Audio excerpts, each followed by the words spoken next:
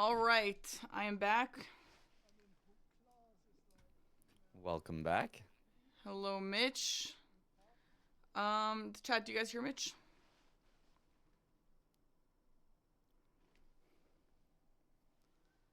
Yes, you do. Amazing. Okay. Welcome back to the DRL, everybody. Today we have Jeff versus Consta, I believe, if I'm seeing that right. It is a number 15 in qualifiers versus the 20th in qualifiers, which is very close. I can imagine this being a pretty good game. Any thoughts on either of these players, Mitch? I'm not incredibly familiar with them myself. I'm not too familiar with either of them either, but I can tell you that Jeff did get an 83 on the 7th seed, which is a very, very high score. That's good. That is basically tied for 4th highest that anyone has ever gotten. Beats out a lot of players even that did rank higher than him in the qualifiers. And honestly, the only reason his qualification was so low was because he did have a lot of early deaths in a lot of his seeds. So I would expect he can put up some very, very strong, very big numbers. But the worry is going to be making sure not to die, making sure not to die early especially, but making sure not to die even in the mid or late game and locking himself out of more score. Whereas Consta was a little more consistent, didn't have as many early deaths, but really did not have those same high highs. Had a high of only 76 from the qualifiers, so will maybe be a little behind on the pace. So it seems more like somebody who's a little faster, but prone to possible deaths, versus someone who's more consistent, but a little bit slower, is the type of matchup I'm expecting. Interesting. So very different play styles today. Right, and and we'll be seeing how much the risky really pays off. Risky obviously comes with some potential downfalls. We're gonna see if that's going to be relevant here.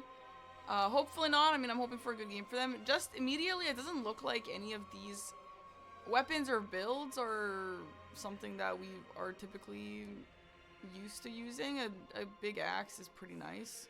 I'm not sure what Jeff's weapon here is. Mitch, do you recognize? It seems like a sword.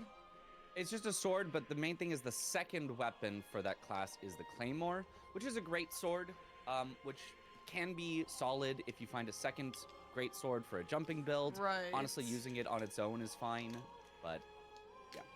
Solid weapon, not S tier for sure. So I'm just gonna open my Diet Coke real quick. Oh, actually, I don't know if we have any mods here. David, you're here. Can you make a prediction? All right, Chad, get ready for some ASMR.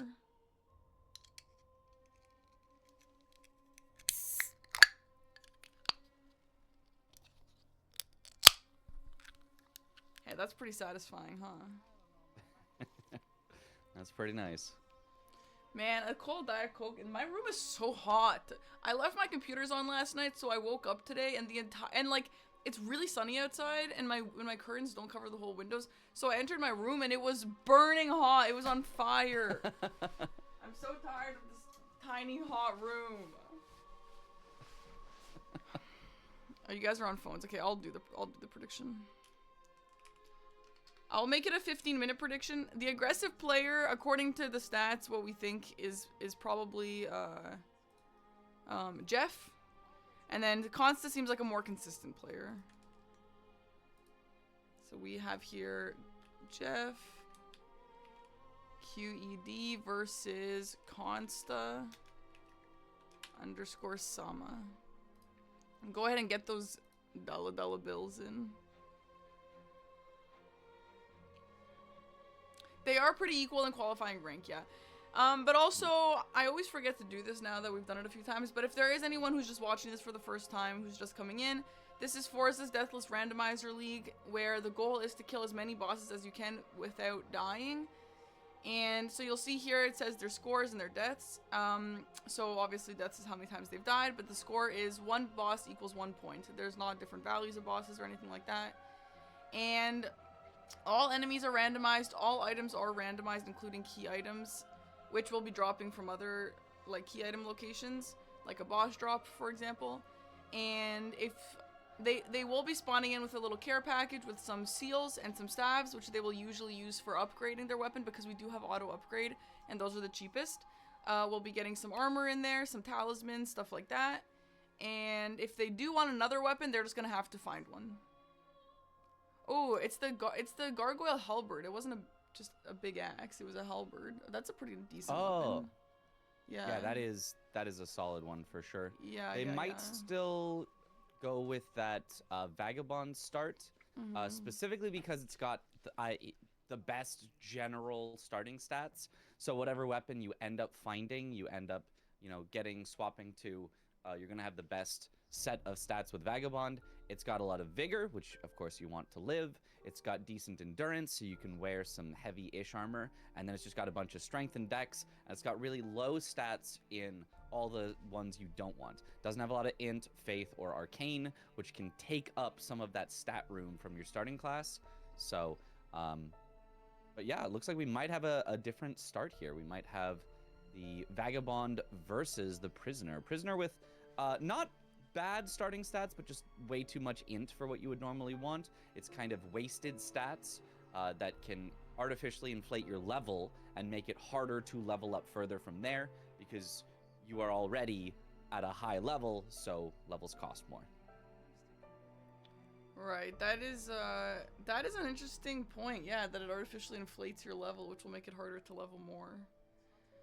But we will be going those different classes, and yeah, high intelligence on there, which is kind of unnecessary, but I don't know if it'll make a huge difference right now. Yeah, the vigor is definitely a little bit significant at the start, but I don't know if the levels will really make a massive difference here. We'll see. Yeah, it really will depend. If both of them find a better weapon early, then Vagabond, has a solid advantage there. But if neither of them finds a solid weapon early, then that Gargoyle Halberd is pretty good. Personally, I'm kind of a fan of the Claymore. I would go with the Vagabond. I do like greatswords, but, both I think are very solid starting options that can do well. We are about to get started, and Consta is logging in to something with his Twitch account. I hope he won't dox himself. I get extremely nervous seeing someone screen share. Oh, he's doing channel point rewards. Oh my god, is he gonna speak in a Quebec voice? That is such an insane channel point reward. All right, anyway, we are about 1 minute off, and oh yeah, the other thing to note is when they get spawned in, they will have access to 4 different graces. So 2 of them are default, 1 in Limgrave and 1 in Liurnia, and then you're gonna have 2 more that are going to be completely random. They might be DLC ones, they might be underground ones, they might be just wherever. It could be anywhere in the game. And sometimes it's a really useful grace that you can unlock, like an Altus grace or something. And sometimes it's completely useless, like a DLC one that they don't typically want to go for because it's easy to die, because you don't have any Skidoo fragments, or whatever the case may be. So we're going to keep that in mind. Those are going to be up there in the top right corner, because I get asked that a lot. What does that mean in the top right corner? And that's what that means. So, all right. Don't forget, we have 10 minutes for the predictions to close. If anyone has any predictions on who's your fave. And we are off. We're off. Hopefully no one dies in the first 10 minutes. That prediction would be very Oh my god, that would. But imagine if then the other person died and then it just like baited us twice. Oh yeah, the other thing to note is they do get enough money. I actually haven't been saying this. I forgot about this. They get enough money to level to 30 levels. So that's what this is. The money cannot be used for anything else. But yeah, they are going to use that to level whatever they would like to level. Mitch, how do we feel about these graces? Let's see here. We've got Skidoo Altus, DLC, and Snowfield. Oh, that's pretty late. That's very spread out. I'm not feeling great about those graces. I'm thinking they probably are not going to use either of them even a little bit. So we're probably just sticking with the default ones. Those are 2 pretty bad ones. Skidoo Altus, I've heard some players say that it's pretty good for like Dane. If you need one more boss to get, you can get Dane, I guess. But also, I haven't seen anyone actually do that yet, so I don't know how realistic that is. So yeah, we'll probably not see them access these graces at all. Yeah.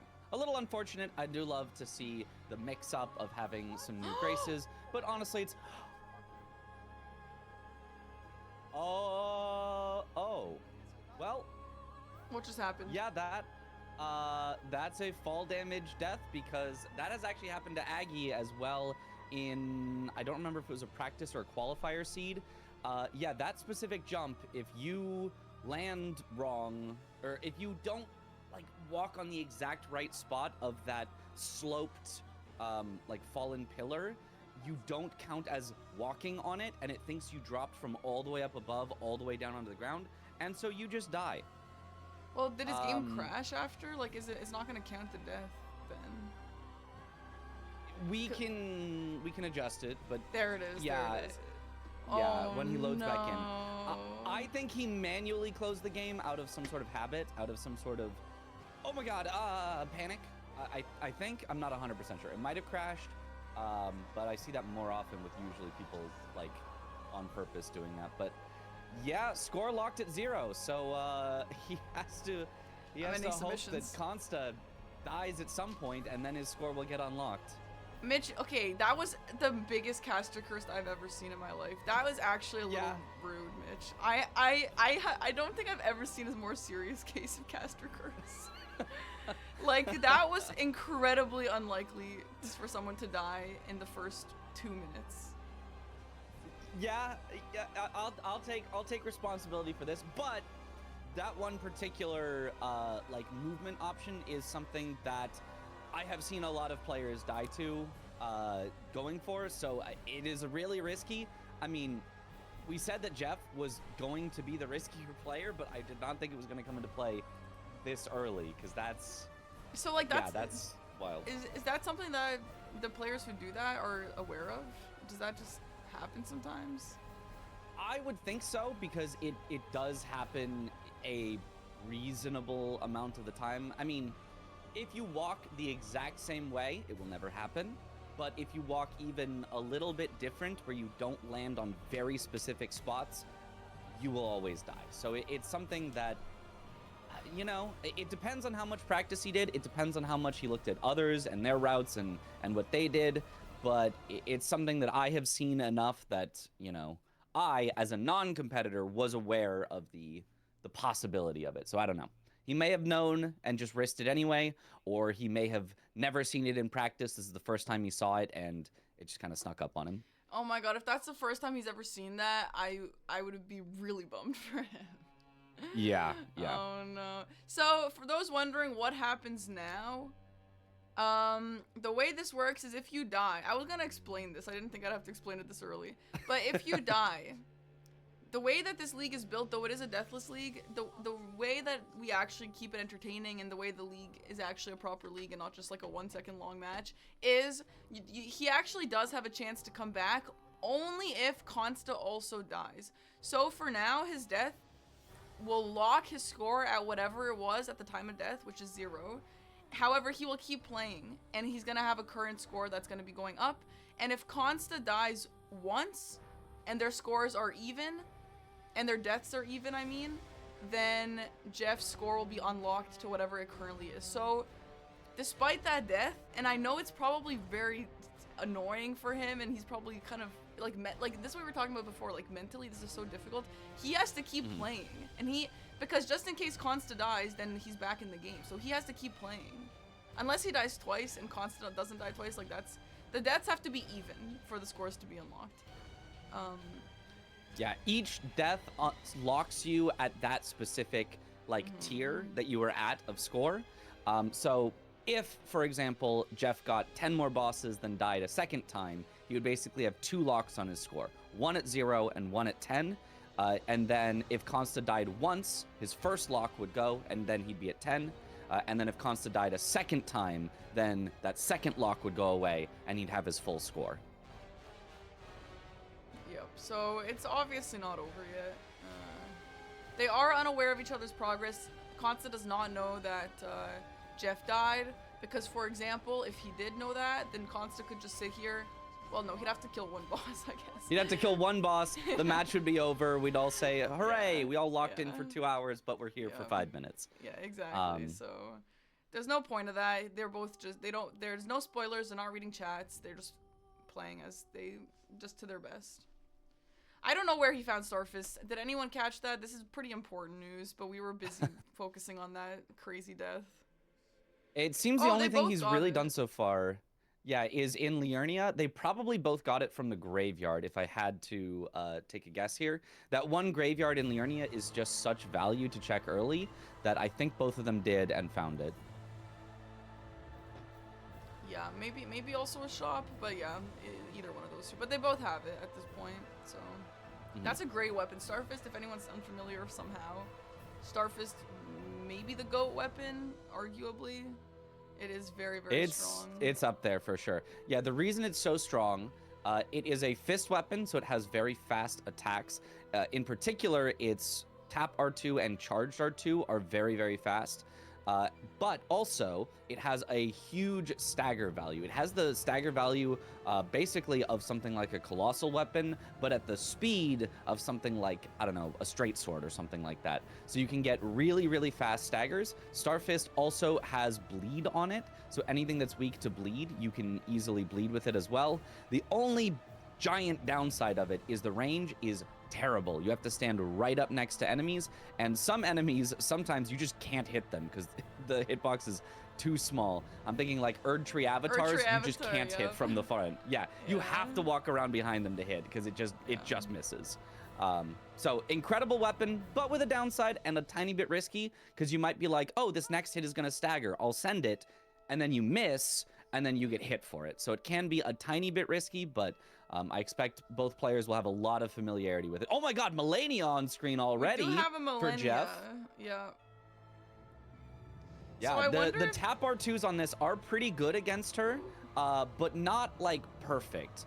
They can usually get her and stagger her, but you have to be careful. He's got the waterfall dodge pretty nicely though. That's pretty good. Almost got her first phase down. In randomizer, you do have to deal with both phases of her. So even once he gets this down, he's got to go through.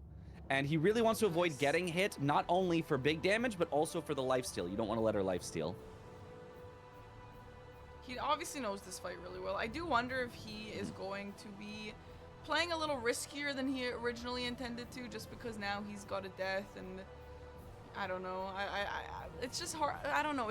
I feel like just naturally you would be just playing a little bit more risky, a little carelessly, just because of that. But I don't know. These players are obviously experienced in this format. I'm sure that they're not quite going through that. I don't know. I'd say there's two minds. You can either play a lot riskier to try to like make it up, or you could play a lot safer because you're shook. You're like, oh no, now I really don't want that to happen again, so I'm gonna play differently. Either way, usually doesn't go to a player's benefit. You usually want to play exactly as risky as you feel comfortable playing, and playing any more risky than that, you know, gets you outside of your comfort zone, and playing any less risky than that is going to get you outside of your comfort zone. So we hope that he can just bounce back and play as he always does, lock back in, but it is really hard. Like mentally, that's the hardest thing to do. Starfist were in this shop right here. I just saw it down there for 400 runes. It's a steal. But yeah, getting Millennia they are light, that early so they're is great. super cheap. Mm-hmm. Yeah, Melania, luckily low scaled, so he wasn't really in danger of dying unless he, like, I don't know, got caught by the full waterfowl or something. Or rotted. Rot does, you know, a ton of damage, but he did get rotted, but only at the very, very end where he was able to warp out before it did anything.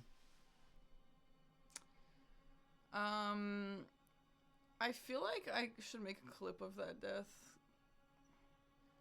That could be a good idea. But people are going to be asking. Maybe I should. Mitch, can you keep him company while I do this? Absolutely. Jeff here with Starscourge Radon at the Tree Sentinel spot. Another boss on a horse. And another one that Starfist can miss on. You mostly want to be hitting Leonard instead of Radon because it's just easier to hit, and easy kill there. Very nice. The score now already a tiny bit in Consta's favor, 3-2. Partially because of that early death, but also he's just taken a few different boss choices. Whereas Jeff found these really long bosses to start. Consta found some easier, faster ones. So I expect that score is not going to stay too different for too long. God, I just watched the death again. It's like so bad. Yeah, and it really is dropping 5 feet and then just dying and going, what? Classic Elden Ring, by the way. Classic Elden Ring. Yep. God.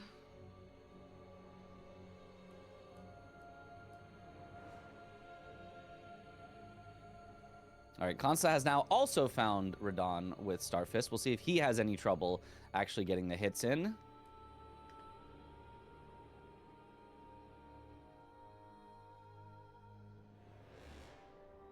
Nope, still just punishing Leonard. Oh, there's a miss. I knew it happened at some point. There we go. Nice kill.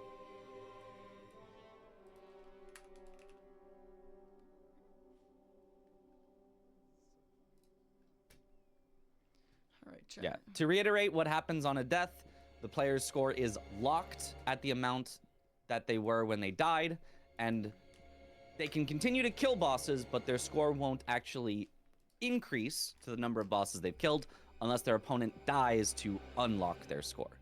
So if Consta died at any point between now and the end of the match, then Jeff's score would become unlocked and it would be like he never died.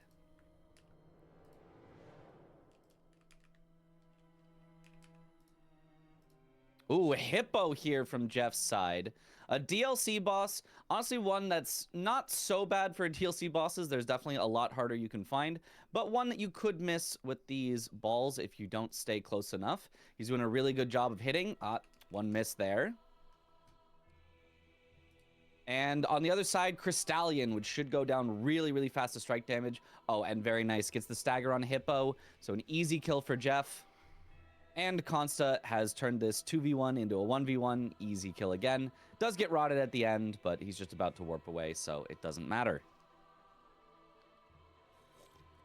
He has just about caught up on scores. Like, not quite yet, but almost. So if Consta does end up dying, Jeff is already caught up, despite losing some time to that. Yeah, this is exactly what we kind of talked about before the match, that Jeff plays a little riskier, but is faster on average, whereas Consta plays a little safer, you know, isn't as likely to die, but isn't quite as fast. So Consta, if this works out for him where he just plays his normal game of playing safe, like, that's a huge advantage in something like this. It really... I didn't expect it to come out so literally out of the gate, but it's exactly the play styles that we were talking about from before the match. That is true. That is very true. These Starfists are so good. I wonder if there's a world where they'll be... can you put something else, a different status on these guys, or is that just my brain mixing in my brain? You can absolutely with the whetstones, as long as you get an Ash of War that can be applied to them. Yeah. It is somewhat common to make them cold Starfist. Right. But it's also not super necessary, especially these early bosses. Cold might not even have time to proc, so it might not be super worth it. But also, the Frost affinity is actually a pretty good, well-scaled affinity. It splits some of your damage into magic, but at a solid rate. So a lot of affinities will take away a lot of your physical stat to give you some elemental. And the Frost one still takes away some of your physical stat, but not that much. And it does give you a good amount of magic. So it's a solid affinity no matter how you look at it, but sometimes worth it, sometimes not. Really depends. Oh, I think this is the snail that we see from Jeff's side. Yeah, it's got the white blood every time he's hitting it. So even though right now it's just Godskin Apostle, a noble is going to pop out after that he also has to kill to get credit for this. Very fast fight, though. I mean, it's not over, but it's been very fast so far. Yeah, the cold affinity would make it scale with int as well, but the base damage of it is pretty good if you have low stats. I would expect cold you almost never see when they've got high stats. They'd rather go for a heavy scaling so that they can get even more out of their strength. But at low stats, frost is pretty solid. Ooh, almost got the kill on Noble before that phase transition. Oh, nice. Stops him from rolling. That could have been big time loss if he had started rolling away. He needs to kill the snail, too. He's running away a little too early. Nice, yeah, he goes back for it. There we go. He remembered.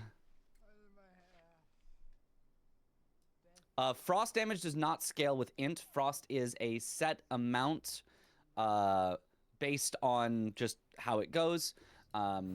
And both the damage of frost is fixed as well as the buildup of frost is fixed. The only thing that would scale with int if you set it to the frost affinity is the magic damage portion of the split damage. Nice, super fast. I love these star fists. They're so good.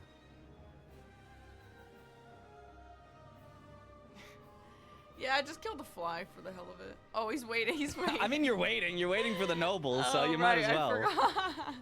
I was like, yeah, okay.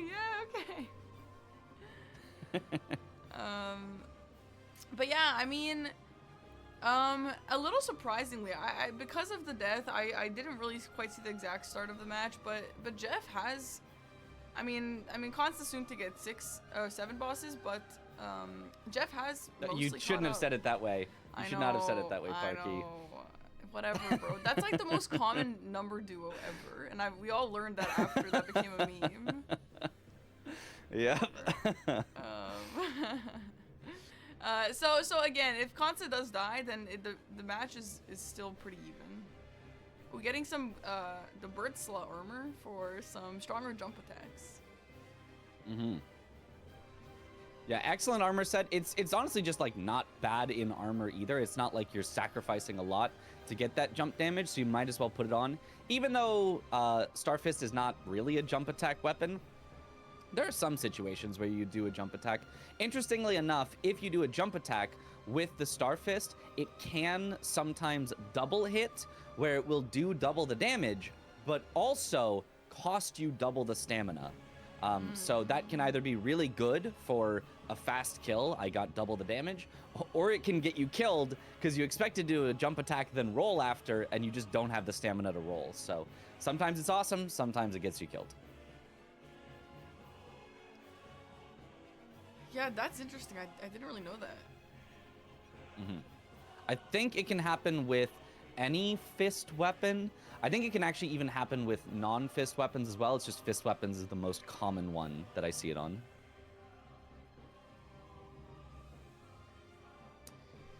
I wonder if we'll be seeing any early dragon bears. I mean, at this point, it's still a bit too early.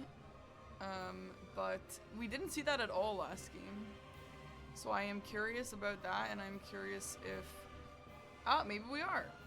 Looks like it from Jeff. He is very strong with these iron balls right now, so it's not a bad time to go for it. He honestly also has a lot of health. Like, if you're going to do it at any point, he's kind of strong enough right now. I don't think this is a bad play. It gets you a ton of early runes, and those early runes can just accelerate to you killing everything faster. Ooh, ADM, though, is really rough. The one thing that I do not like iron balls for is fighting NPCs, and neither does Jeff. He is just running away here. Yeah, that's not something you want to see. Yo, I think his moves would one-shot him at this point. Or, like, close to I would say at least the, like, jump in the air dragon slash, dragon wound slash, I think is what it's called. That one will one-shot. It one-shots DLC players that, like, have, you know, maxed out health and all this and skidoo. You just get one-shot by that move. So very, very scary for this. So Jeff isn't playing insanely risky after his one death. He is still making smart choices, which I absolutely respect. Yeah, sees a tree spirit. Pretty easy one to fight and kill hitless, but does do a lot of damage, so he does have to be very, very careful, not get greedy, not take it too risky, because I think it's possible that some moves could one-shot him. He should bring it down pretty quickly, which we can see he is, although a couple of those classic Starfist misses.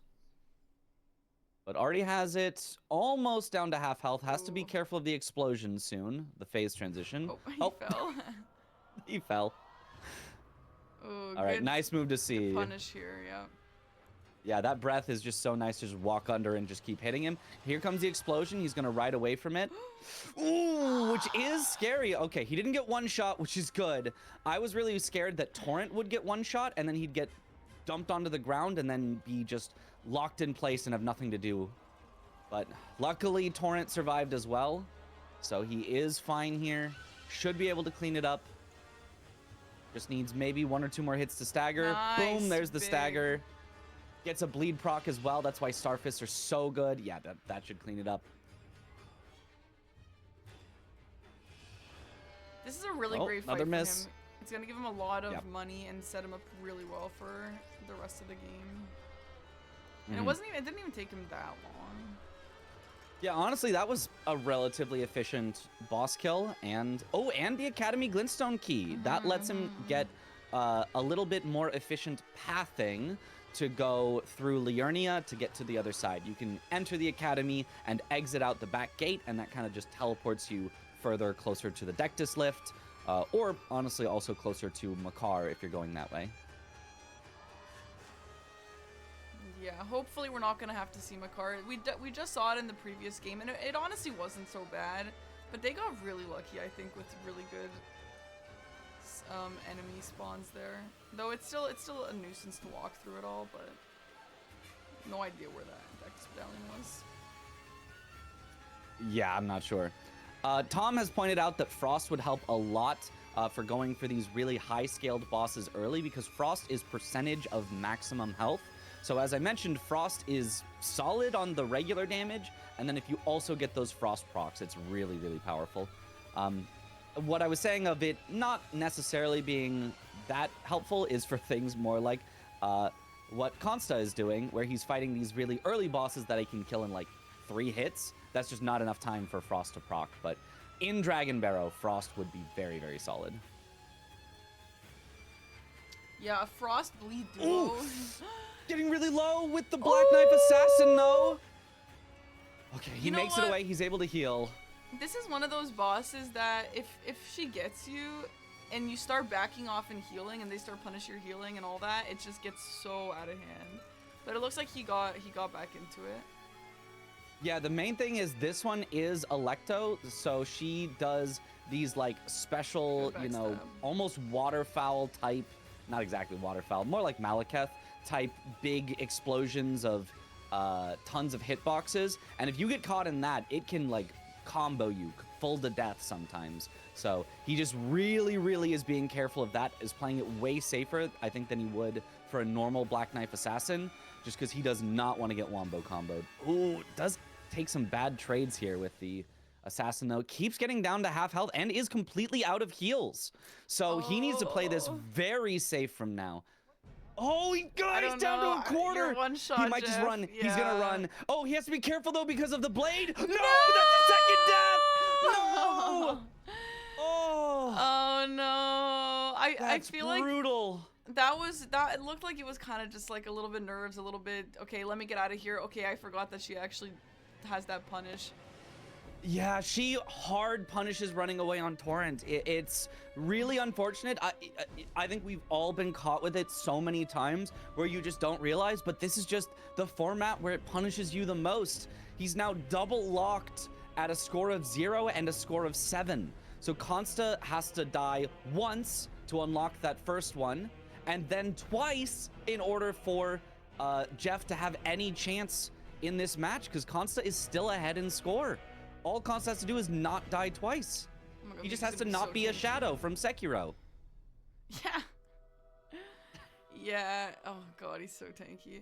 Yeah, that's really a bummer. I feel like, you know, like, Chad, this is the thing though with early Dragon Barrow and playing aggressively and playing with risks. Like, this is the risk. This is the risk. They do a lot of damage to you, and if you get kind of a little bit difficult bosses, which they are, then that will just happen. So, you know, sometimes it pays off and sometimes it doesn't. And unfortunately here it didn't really pay off for him. And that's just how it goes. That is just how it goes. He is now fighting Midra, another, pretty tough boss, but one that is very consistent. I really, really like Midra because even though he has high health, high damage, you can very consistently avoid his moves. And so I actually like fighting him early, but part of that is just the fun of it, not necessarily it being optimal or something like that, because he is still a very, very slow, long fight with all the health that he has. Meanwhile, Consta is kind of just cruising. He's got a really nice, consistent pathing situation going on here where he's fighting really low-scaled, easy bosses and making quick work of them all. Just doesn't really seem like there's much to worry about on his end there. Mm-hmm. Yeah, he's just vibing. He's just taking his time, doing his normal thing, which I think is a solid play in the Deathless Randomizer League. It might not get you, the win overall in the entire tournament, but it can take you very far. Just not dying is just so powerful in a format like this, in something where people can just die. You're trying to risk, you're trying to go fast, so not dying is, exactly what this league was built for. Not dying, being deathless. Right. And yeah, I see some people not sure about the strat of going to Dragon Barrow.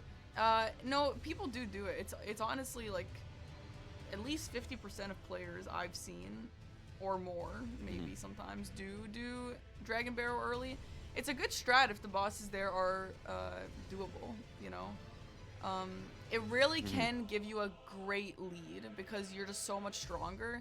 And if you are missing any money for a maxed out weapon, that'll give you the money for a maxed out weapon, which will put you so far ahead.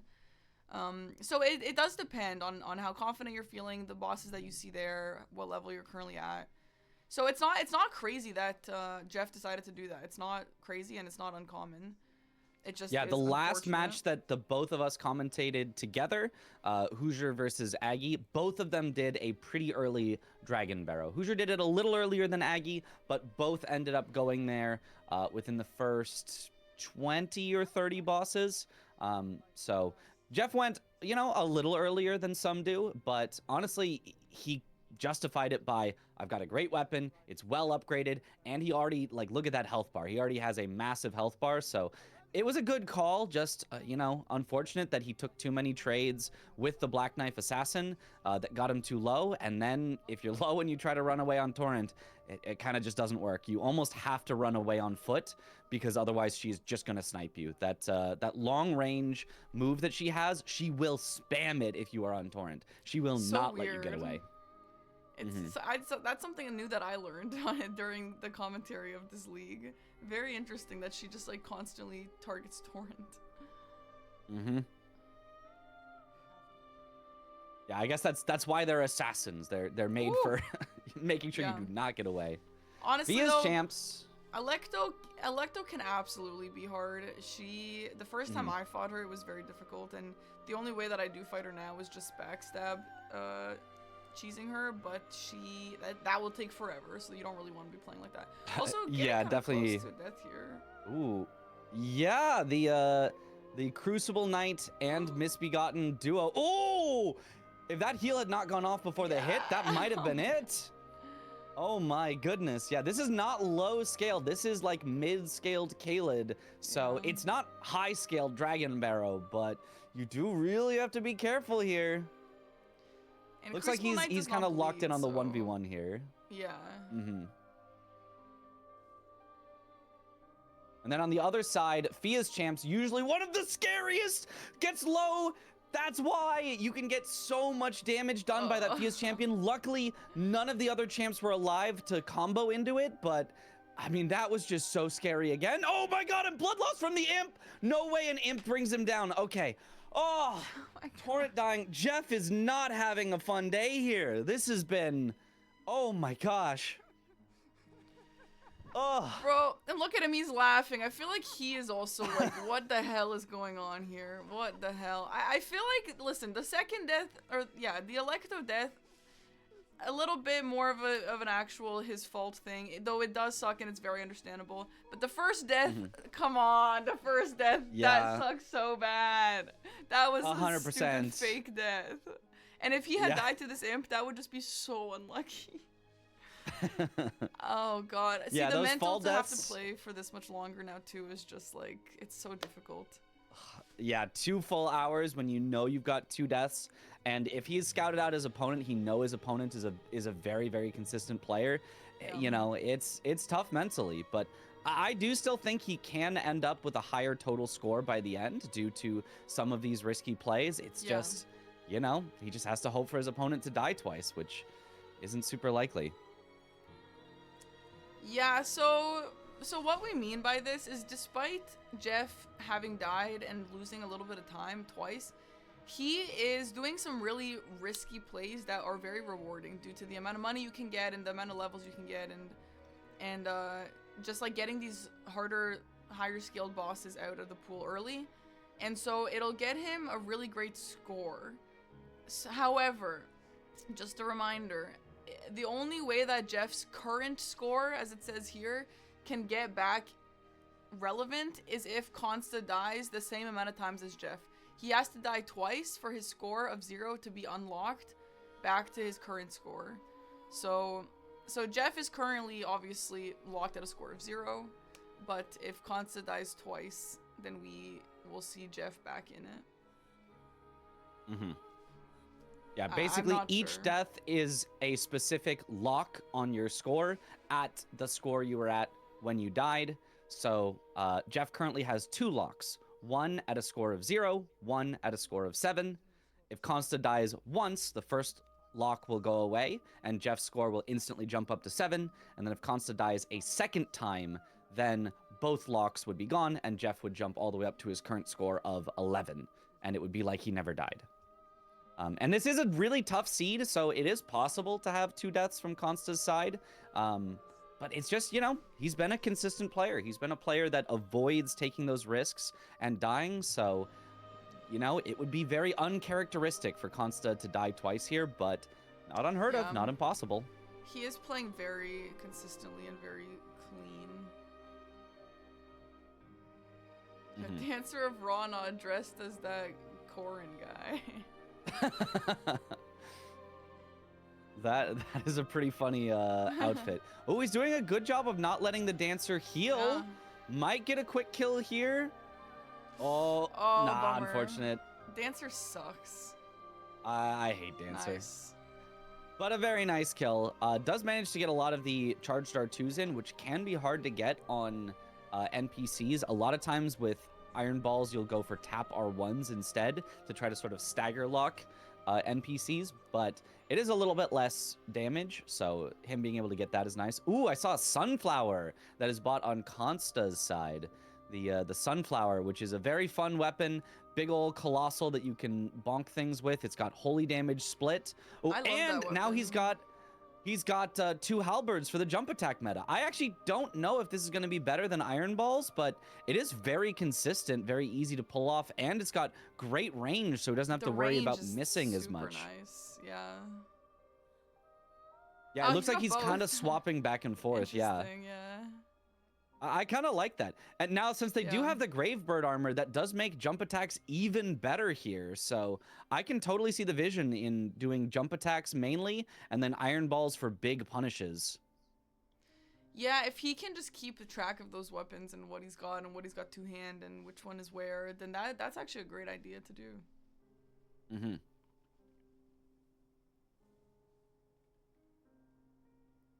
All right, we're in the Rot Cave here for Jeff. The scariest part of the Rot Cave is usually the very start, where you want to make sure not to get rotted, otherwise you're going to die running through. But luckily he avoids that, so should have no problem for the rest of it. You just hug the right wall the entire way through and you'll make it. All right, let's see what this is. We got a Dragonkin soldier on Consta's side here. Pretty tanky because he's the one from Noxtella, and I mean, it's looking fine. It's not an incredibly difficult fight. He knows what he's doing. And in the meantime, we got a really fast Illyria Crucible Knight kill. Oh my god. On Jeff's side. I was just gonna say this could be hard depending on who you are. Nope, not for him. Very easy. Yeah, I literally looked away for 2 seconds to look at how's that Dragonkin Soldier of Noxtella going. Look back and it said enemy felled. I was like, okay, well, never mind. I don't get to see that fight.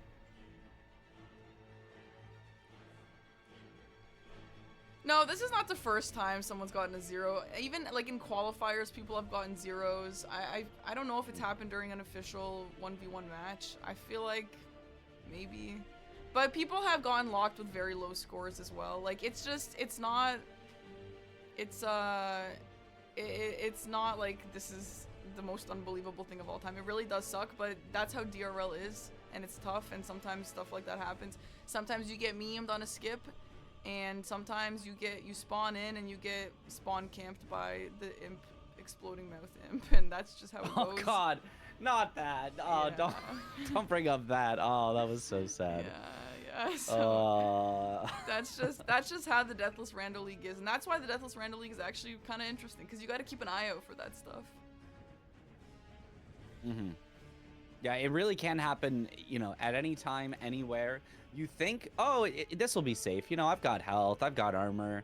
It's fine. I'm a pro. But this game is just brutal and unforgiving. The randomizer deathless format is a brutal format. That's why there's been so many randomizer deathless, you know, challenges and leagues and things like that. Is because it's so hard, because it does not matter. You bring in, you know, 32 of the top players in the world, and you still see a ton of deaths, because that is just how brutal this game can be in a randomizer format. And, you know, Gravity, at the end of the day, Gravity doesn't care what level you are. It doesn't care how good you are. It doesn't care about any of that. If Torrent didn't want to land the jump, he's not going to land the jump. Yep. And honestly, anyone who's played Elden Ring and has done some sort of torrent skip can absolutely resonate with this. Like, it's just, it sucks. Yep. Here they are both in the exact same cave here, I do believe. But Consta still has that 3-score, now 2-score advantage.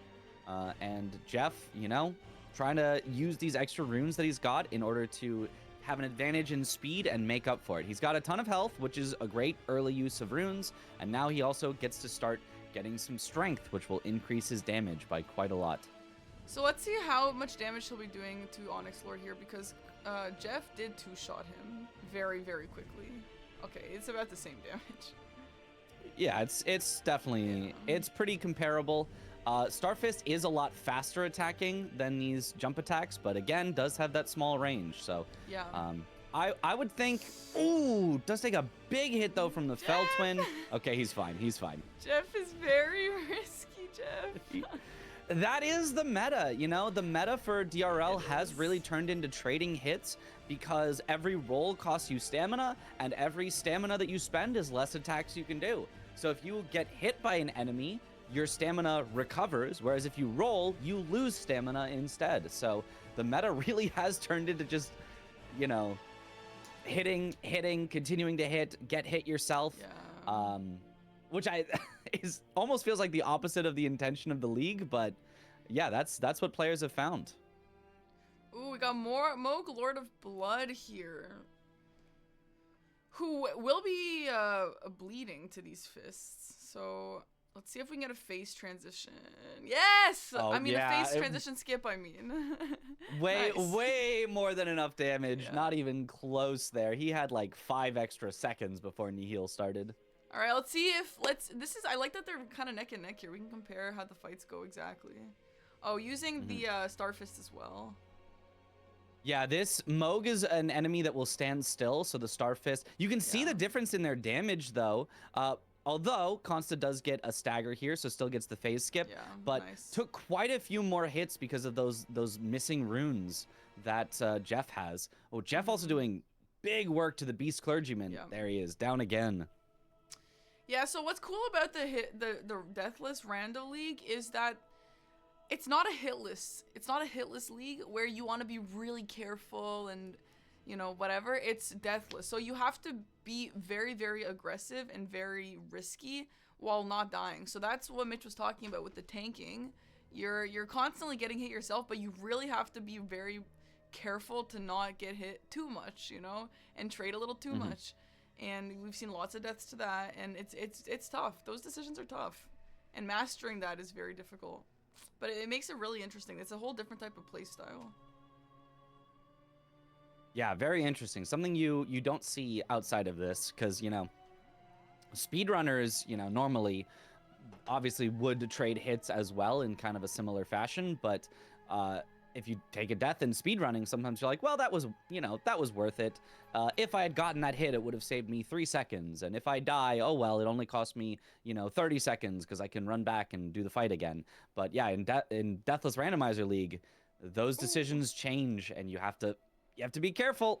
Yeah. But he's got the ulcerated tree spirit. No problem on Jeff's end. They are like, I like that they're neck and neck. They're just doing the same stuff here, so we can kind of just directly compare the differences in their builds here. Jeff's still doing a ton more damage, even despite he hasn't spent 200,000 runes now, it looks like. But, you know, he's doing a ton of damage, so I guess he doesn't need it.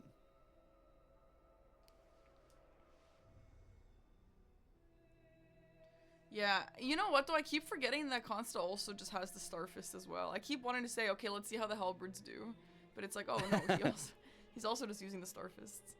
And yeah, yeah, he's doing an interesting mix of the two, which Yeah. I do think is very cool, but is maybe a little like confusing for him. Like the swapping does take some time, even if it's not a lot of time, but does take a little bit of time every time that he swaps, and constantly just trying to like, is it faster this, is it faster this? Yeah. You know, feels like it's getting him a little distracted, and I don't know that he's fighting at his 100% while trying to think at that.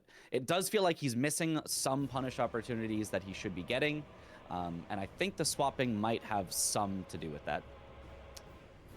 Yeah, in my opinion, I feel like he knows what he's doing with it. I personally don't like to do stuff like this because then I meant to be two-handing this. I'm accidentally one-handing this. And I didn't mean to backstab him with my fist now. Darn. Like, I get into those sort of problems, but he hasn't really encountered that. So I'm sure he knows what he's doing.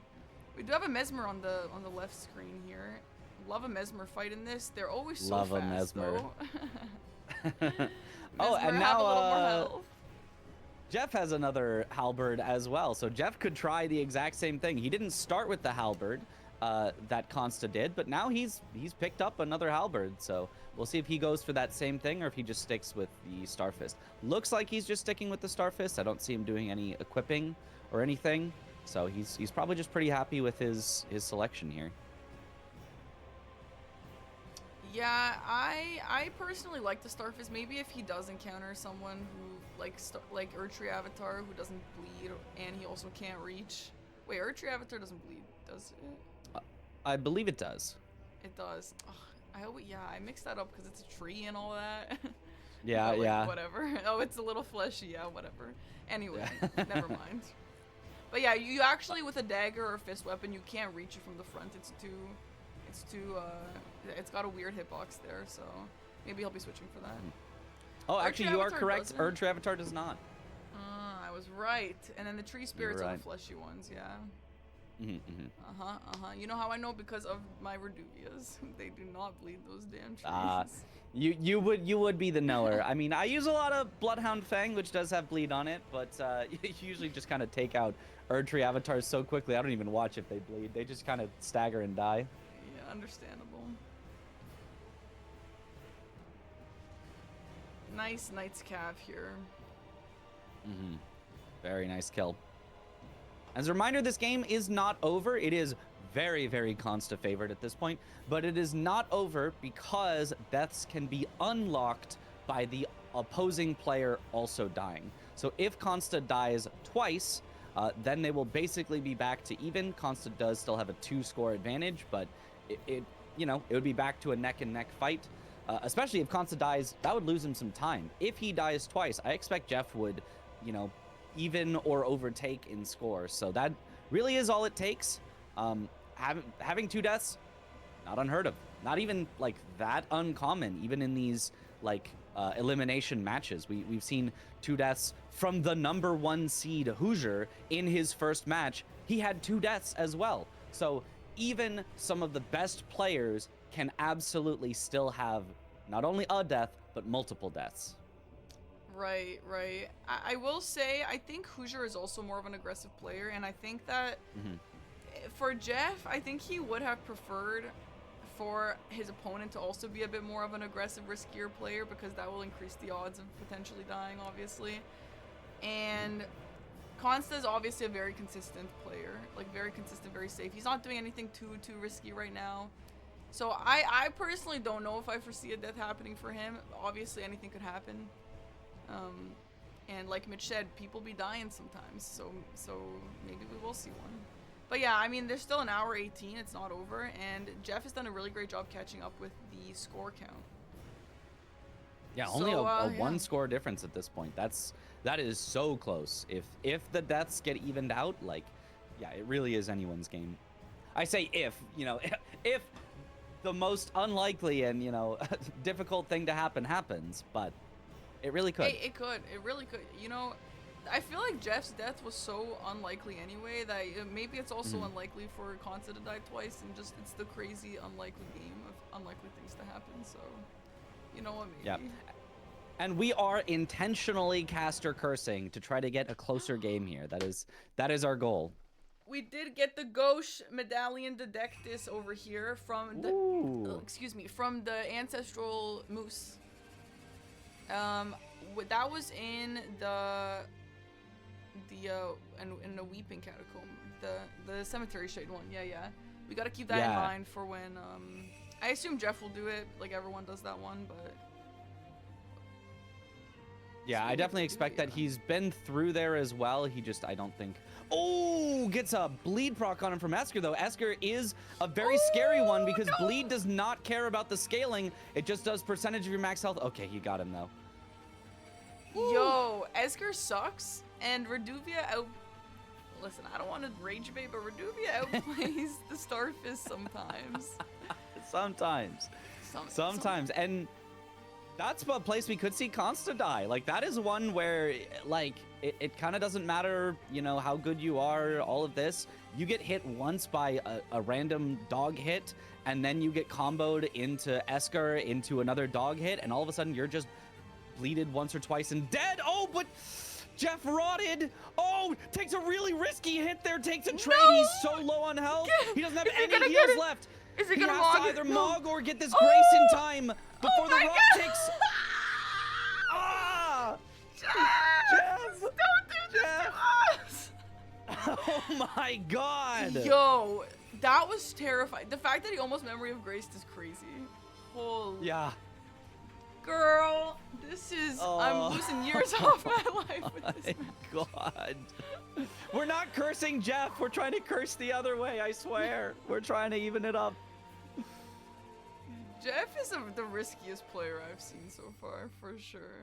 Yeah, this is riskier than I was expecting. You know, I saw some early deaths in the qualifiers, but you know, that happens. But he's just constantly going for it. And you know what? It's a valid way to play, by the way. I just don't want you guys to think we're criticizing him on this. It's absolutely a way to play. People play risky all the time. It just so happens I think he's the riskiest. Yeah. And like I said, it works out sometimes it doesn't. That's just all it is. Yeah, in an alternate world where gravity worked in this game, you know, it would be a lot closer, and he could be just overtaking in score and really running away with it with these risks. But, you know, sometimes it just does not pay off. Oh, yeah. I do wonder if the whole match would be different if he didn't die there. Like, I wonder if he's just playing extreme risky because of that one death, or if this is just how he always is. I'm not sure. Yeah, I haven't watched through enough of his previous matches to really know that either. I would expect he always plays this risky, but I think the nerves could be, you know, taking that same amount of risk and turning it into a lot more trouble, because he might be making just a few little tech errors. A little rolled too early, rolled too late, you know, went for an extra hit instead of a roll, just because nerves can just make it harder to make perfect decisions in a situation like this. All right, here we have Esker. How is Esker going to treat Consta Ooh. horribly? That damn Horribly. Reduvia. Yeah, classic. And Okay, the he's Reduvia running does away have a and healing. projectile, by the way, so keeping your distance isn't always the best bet with it either. Great damage though. With great range as well. There, yeah, there it is. Okay. Woo! Very nice. Lanes that have looked a lot, you know, less scary than it was on Jeff's end. So, yeah.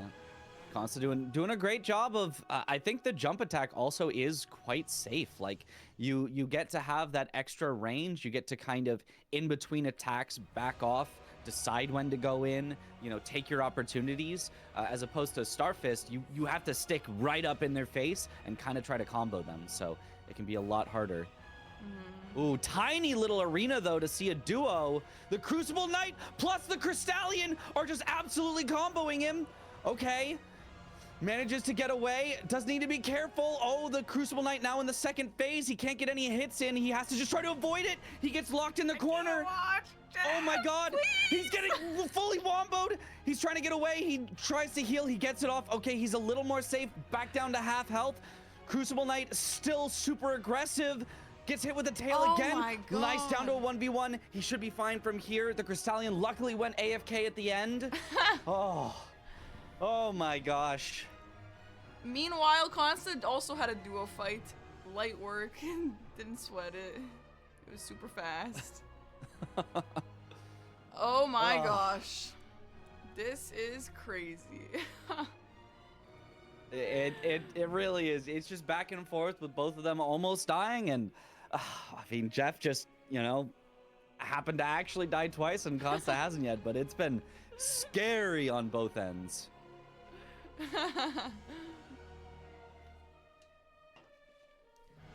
Okay, let's calm down a little bit, right, Jeff? Yeah, I need a break. I need a break from all this. Please give my heart some time to recover from this.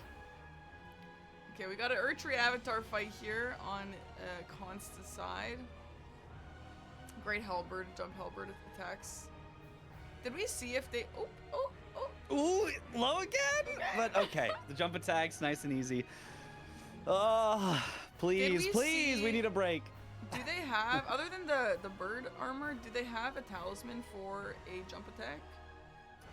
I haven't seen their talisman setup. They definitely showed it early, but I was not paying enough attention, so I'm not sure. You know, it is pretty rare. There's only, I think, the one talisman that really is jump attacks, although there are a few that are multi-attacks, things like that jump attacks can synergize with. So I don't know exactly what talismans they have, but if I had to just throw out a guess, I would doubt that they have a jump attack talisman.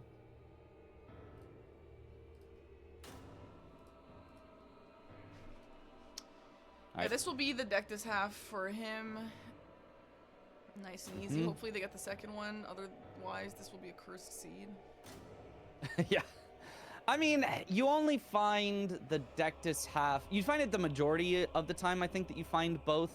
But there are a lot of bosses that are skipped that could have it. Things like Underground is usually too slow to go for. You know, something like if it's after Radon, you need to get to Altus first. Consta now in this same tiny little arena, really trying not to die. The room is diabolical, this one. Oh my god. Yeah. Girl. Oh, getting comboed a little. Okay. He's just avoiding, but he can't get away. He just has to keep rolling. Oh my god, what perfect iframes. Excellent. Holy.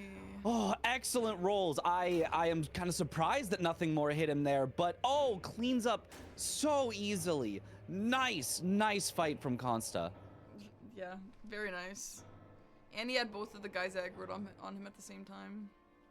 Yeah, he really just kept it cool and calm under that situation and just said, okay, I'm just gonna roll at the right timing. No panic rolls, no spam rolling. He just knew exactly when to roll, and it was beautiful to see. We had a bell-bearing hunter in the Rick arena, which is nice because those guys tend to be tanky sometimes.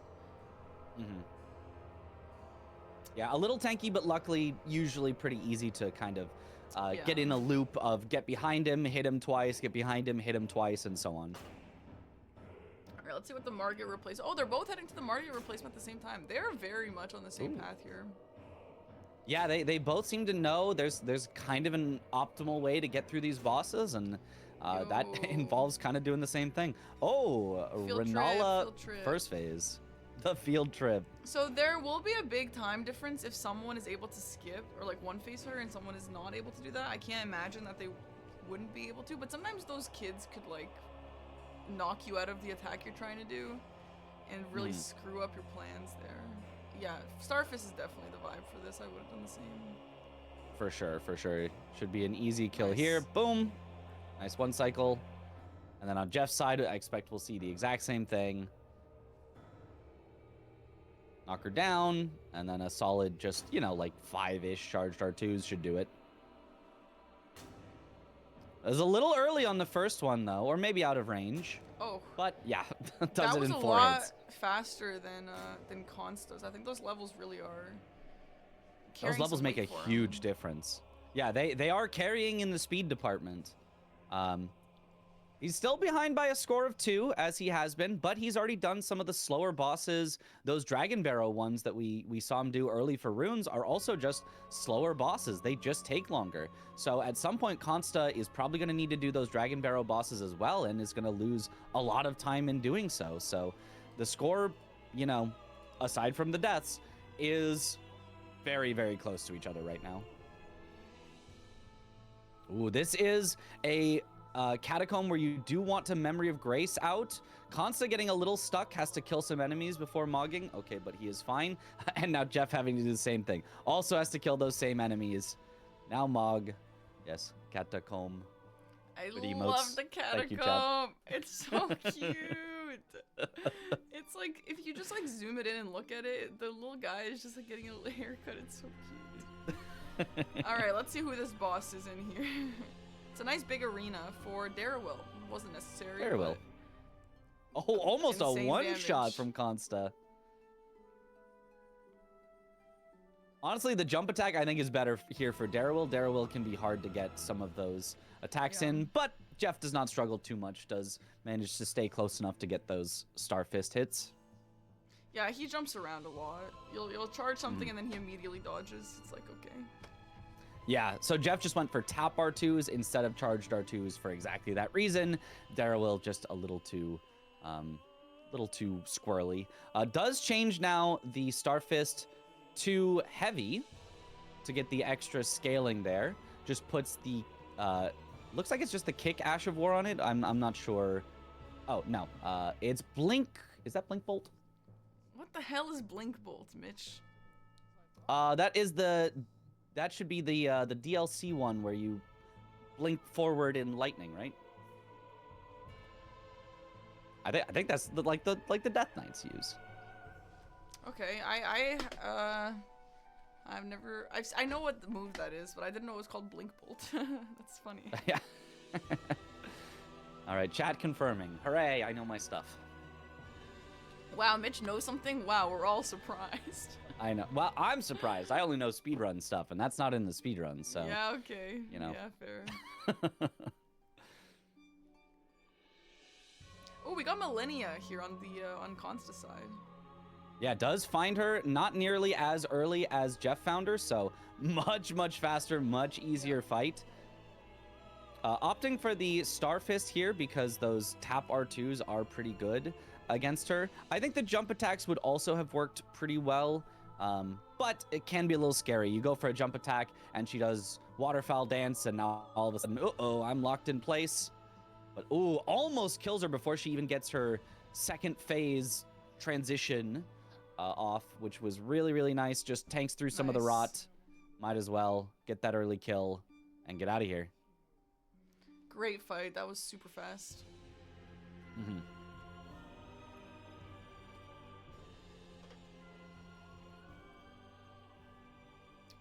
Oh, Jeff getting... Okay. I thought that was going to be scarier than it was. I thought Torrent was about to die. He got a little comboed by another of those bleed imps or something. I couldn't see what it was. It was too small on the screen, but yeah. Whew, luckily makes it through.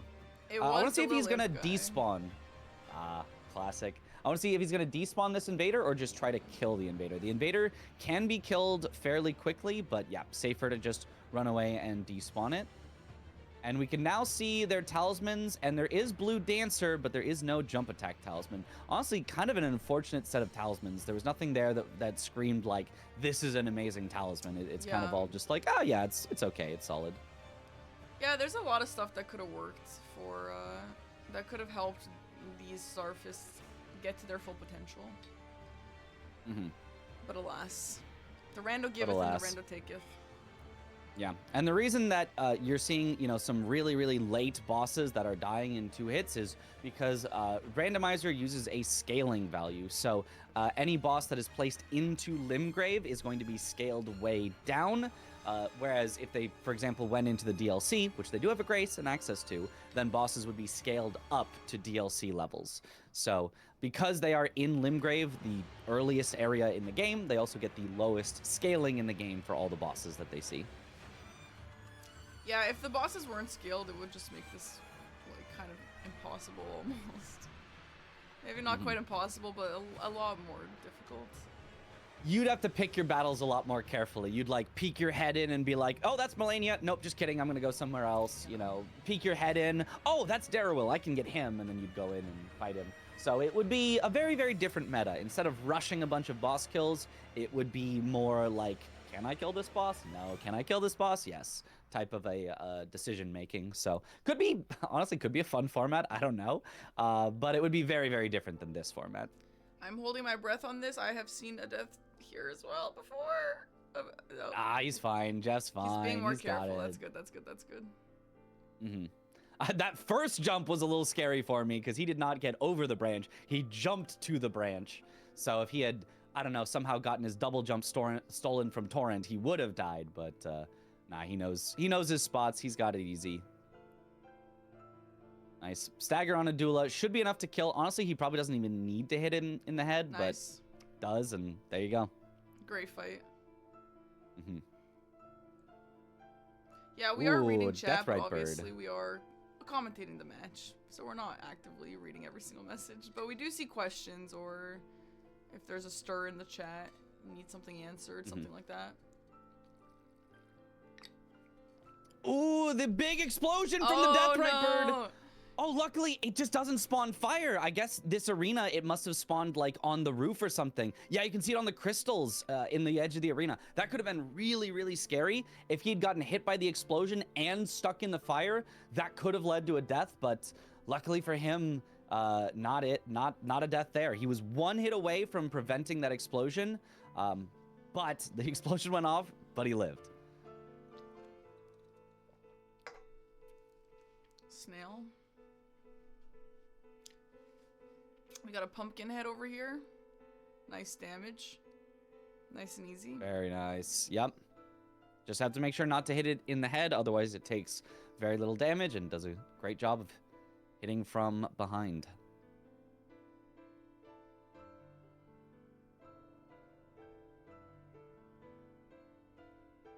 And I guess as a reminder, since it's been a little while since we've mentioned it, how the deaths work is each death locks your score, and your opponent dying would unlock your score.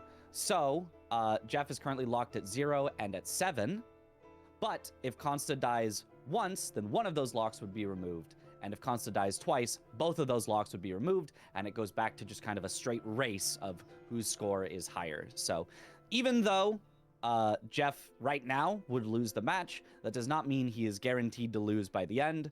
It would just take Consta dying twice to unlock Jeff's score. Yeah, which, I mean, Consta's playstyle, as we were seeing, is very safe and consistent. Well, I mean, I say safe. He still does kind of scary things, and he's still trading a lot and all that. But comparative to someone who is a proper aggressive, risky player, he is playing pretty consistently and safely.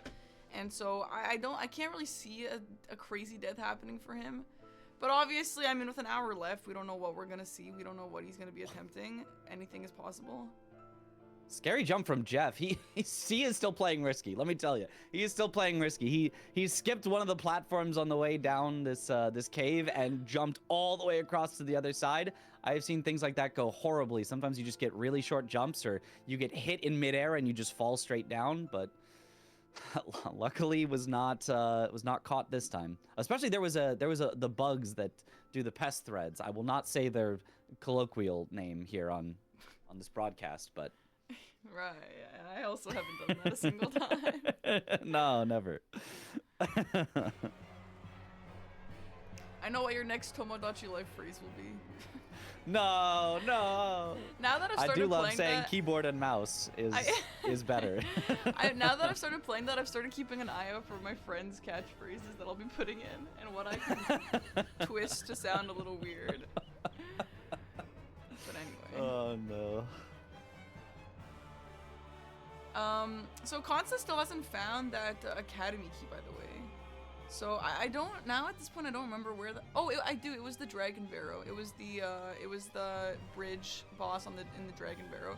So Consta won't find that probably for a little bit still. He's cleaning up some early game bosses. So I wonder if that would be a little bit of a time loss eventually for him. We'll see if he ends up going. Yeah, I would expect. I mean, he will check Dragon Barrow eventually. It's just a matter of when. Right. A lot of players will do it even after Altus because, you know, it's just way higher scaled than Altus. So if you do Altus first, you get to kind of naturally ramp up your difficulty. Whereas if you go straight to Dragon Barrow, you spike your difficulty super early, you know, and then kind of drop back down as you do other things. So it is a much nicer difficulty curve if you save Dragon Barrow for way later. Oh, Mimic Tier here knows to just take off all of his weapons. Nice to find it out in the field so that he can take off all of his weapons. That's one interesting thing about his jump attack build is normally he'd have something in both hands, so Mimic Tier would get to copy his weapon. Whereas if you're only using Star Fist, you put it in the offhand so that Mimic Tier will get confused and try to punch you with the main hand instead of the Star Fist. Would not work with jump attacks, but luckily found it out in the field, so he doesn't have to worry about that. Super nice. Look at that fist damage. Nice. Great fight there.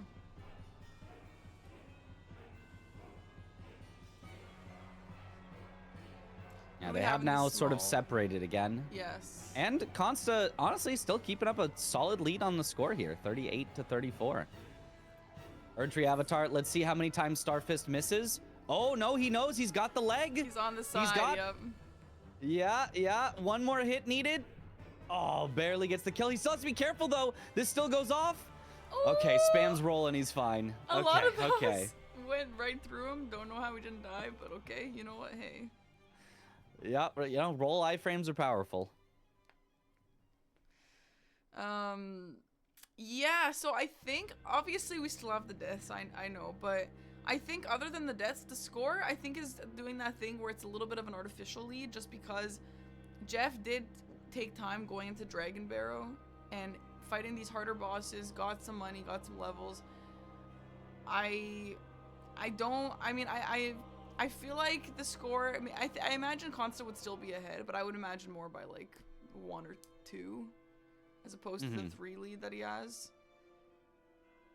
Yeah, definitely, you know, the deaths, not only do they obviously lock your score, which is the most important thing, but they also lose you that time, so yeah. Definitely it would be very, very close without those. Great Death Knight kill. Yeah, Death Knights are one that you can jump over a lot, so using the jump attack weapons on it was very, very smart idea. And now Jeff has that Crucible Knight Misbegotten duo that was very scary for Consta, but honestly deals with the Misbegotten with no problem here, so should have a nice, quick, and honestly very safe fight. Very nice. Yeah, great work there.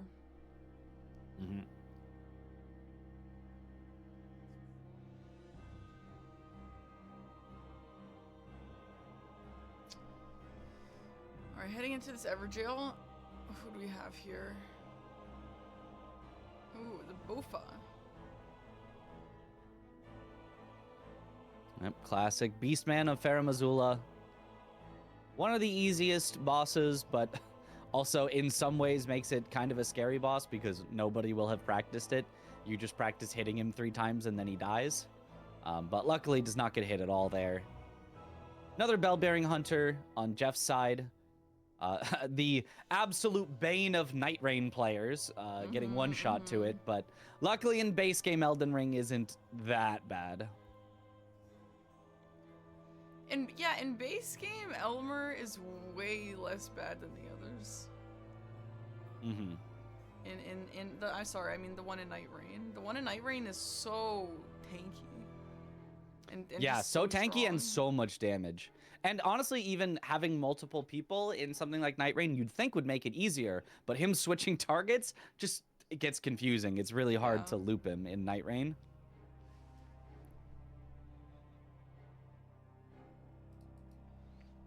Yeah, we have an Omen Killer here. It didn't matter because he is the squishiest guy alive, but Omen Killer can hit real strong if you're not careful enough. Luckily, it didn't matter because he just dies so fast, but if he ever doesn't die so fast, it can get out of hand a little bit. Yeah, those weapons on the Omen Killers can do big damage. If they do like the triple jump attack and you just kind of get stuck in all of them, yeah, very easy to take a ton of damage, but no problem for these competitors.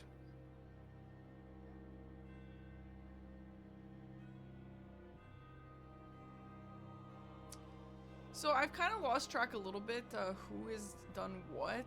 Have they both cleaned up? No, they haven't finished Liurnia, but they've gone through a bunch of Limgrave at this point. And Yeah, they've gone through a bunch of Limgrave, and I think Consta has done a little more Liurnia. Right, yeah. While Jeff was busy in Dragon Barrow and some other stuff. And is now cleaning up some Caelid stuff.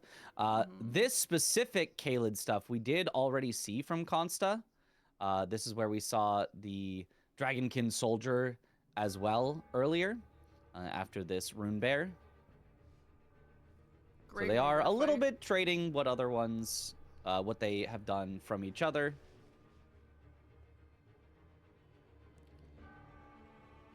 Who is this? Is this Ymir? Yes, the classic pose with his hands out, and then he's gonna immediately start birthing some hands.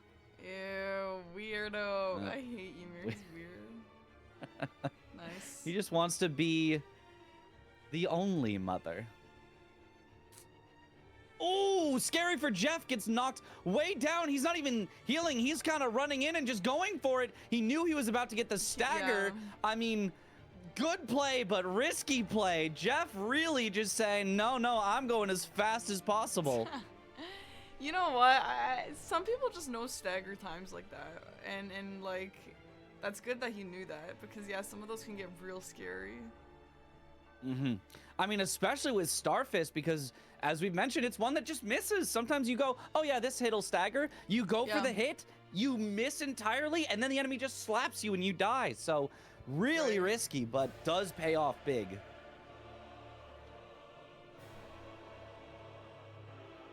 Yeah, I can imagine if Jeff is taking a little more of a risky approach to this after the deaths.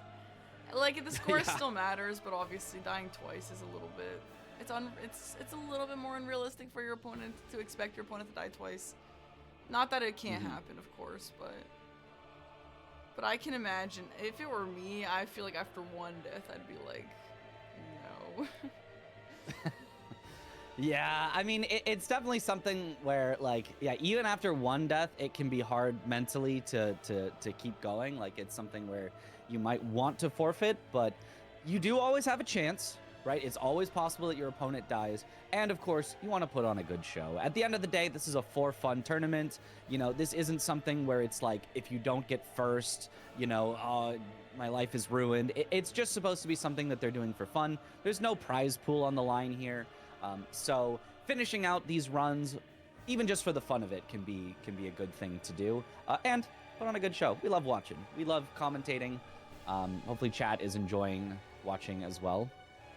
Yeah, 100%. Yeah, people keep saying like, oh, well, why doesn't Consta just sit there? Okay, like, even if Consta knew, even if Consta knew that Jeff died, which he doesn't know, but even if he knew, I feel like none of these players would ever do that. Why would it? Just looks it looks horrible. You'll never get invited back. That's so BM. No one's doing that. I believe the old format where your score was locked forever and there was never a way to unlock your score. If one player was locked and the other player had a higher score, they did tell the players so that they were like, okay, you can stop panicking, like you won the match, or unfortunately for the other player, you can stop panicking, you lost the match. But yeah, for a format like this, it really is never over till it's over, so they don't know, and even if they did, they would want to, keep going because it's still possible.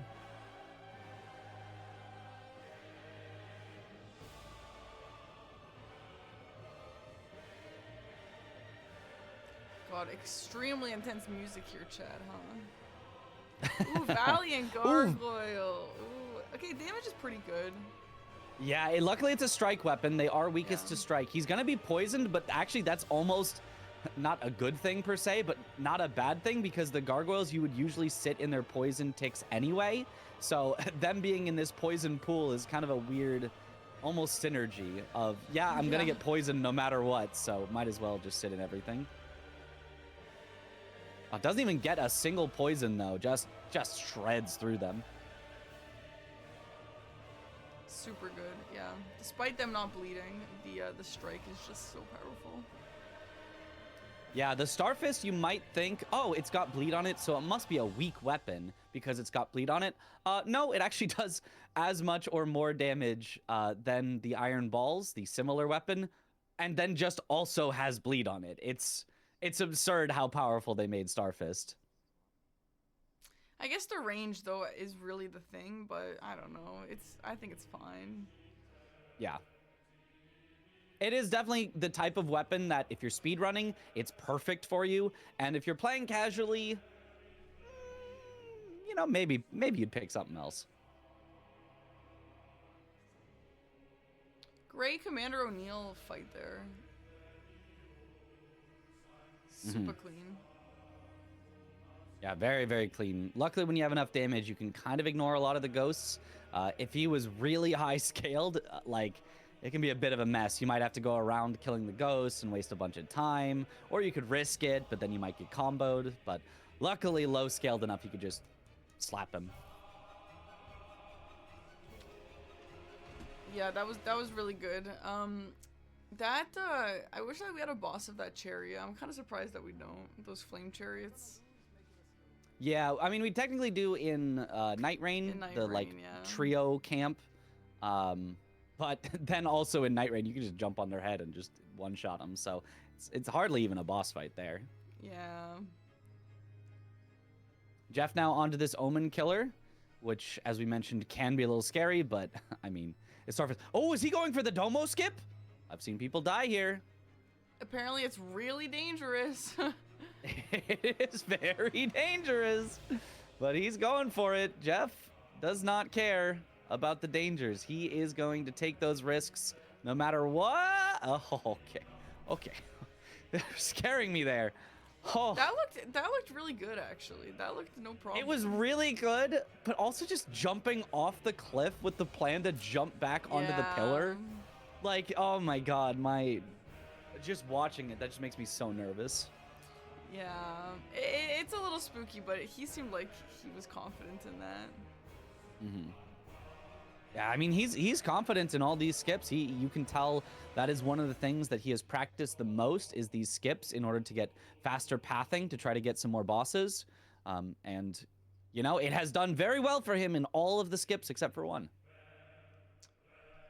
Ooh, Borealis doing the freeze breath. Oh my god. Oh, in this, tiny little arena, he can't get away. Luckily low scaled. If this was a higher scaled Borealis, that was just a guaranteed death for sure. But that's crazy. I feel like that could have gone wrong so quickly if in any other situation.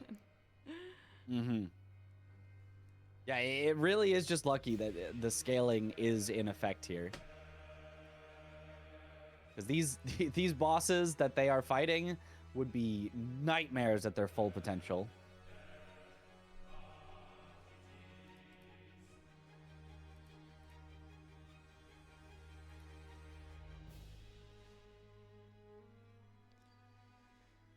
Oh boy, score is still looking really close, actually. It's actually kind of impressive that Jeff caught up like that after dying twice and wasting time on the deaths. Yeah, it's that early Dragon Barrow. That rune lead really is just, you know, making every single fight faster. Like, he at this point is basically caught up in score. A 1 difference, about to be 2, about to be back down to 1. But has done those much slower Dragon Barrow bosses and has still come back up with the score. So yeah, Jeff, I expect will have a higher on-screen score than Consta does, and it's all gonna come down to those deaths for sure.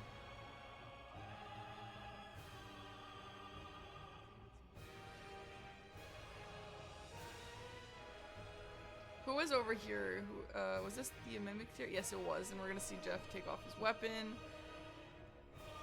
Yeah, you almost don't need to do it if you have your weapon in the offhand, because Mimic Tier very rarely actually uses a weapon in the offhand, but, you know, just to be safe, not a bad idea. The punching. Hey, he tried. I mean, even skips the heal on the Mimic Tier. That's just too easy there.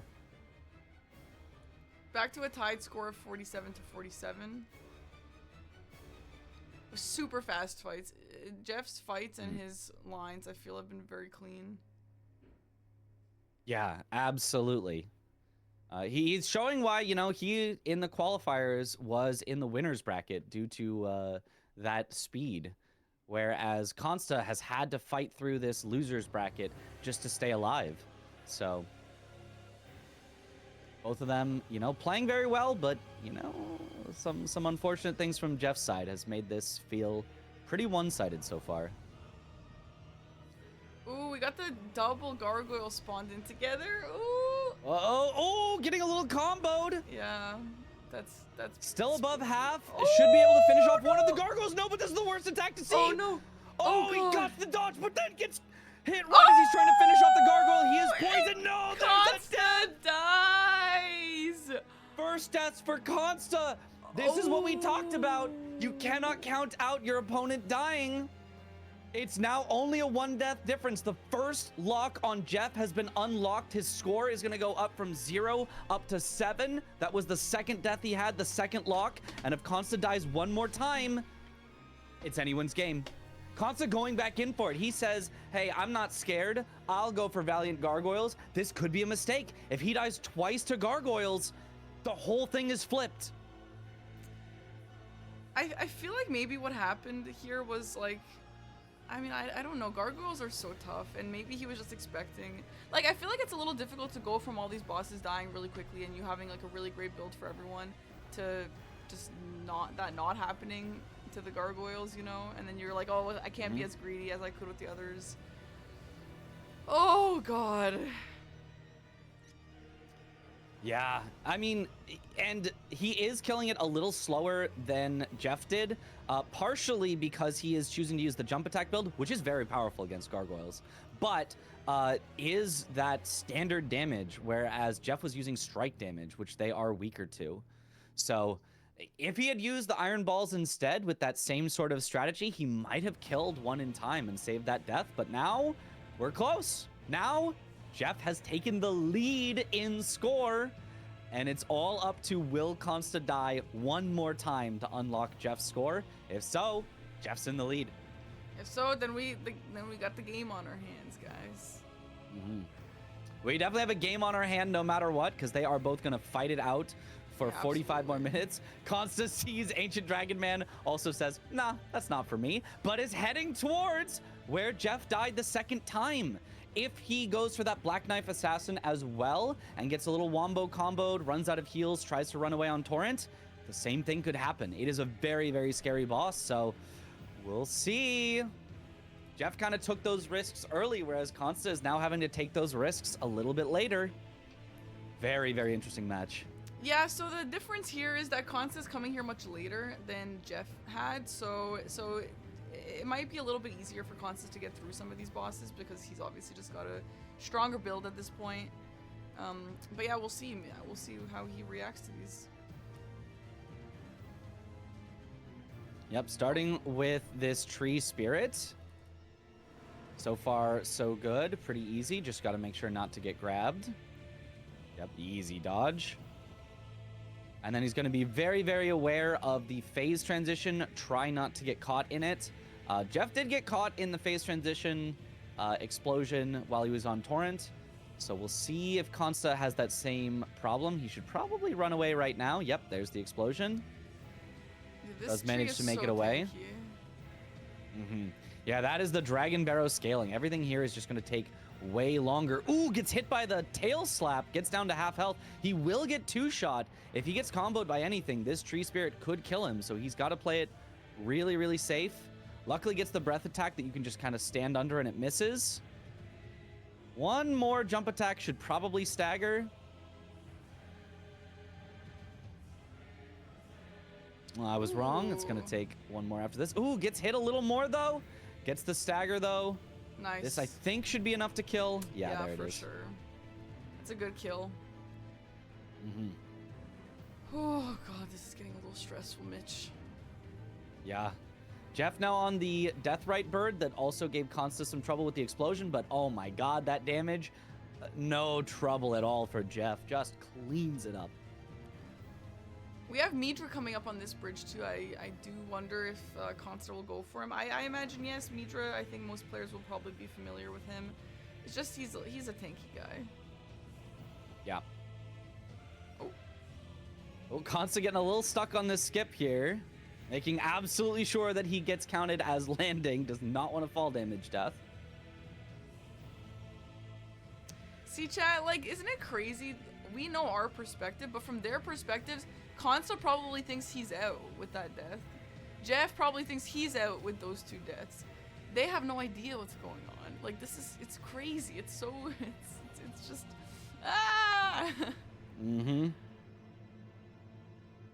Yeah, Consta is going for Midra, who is, you know, that was a little scary. DLC boss, Dragon Barrow scaling.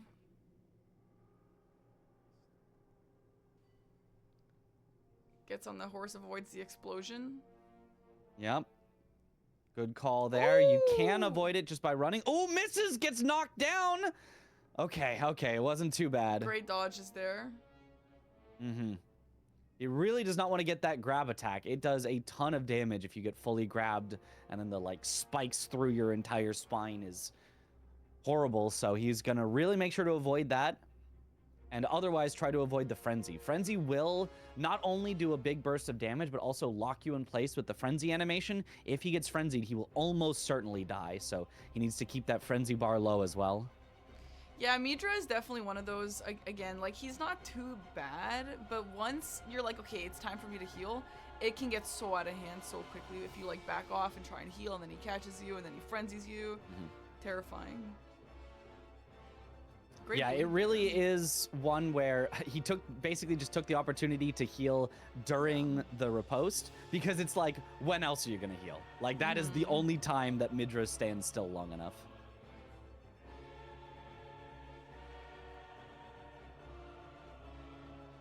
You know what, though? During this time, Jeff has a big lead now. 3 bosses, because the Dragon Barrow bosses are just that slow. Yeah. I don't want to curse it, but yeah, great, okay. I was gonna say, other than a little bit of a shaky start, that fight was pretty clean. He knows his dodges. Very clean. Mm-hmm. I expect that most of these competitors will have practiced Midra quite a bit because, you know, he's just such a long fight that you get so much practice learning every single one of his moves every single time you see him. Right.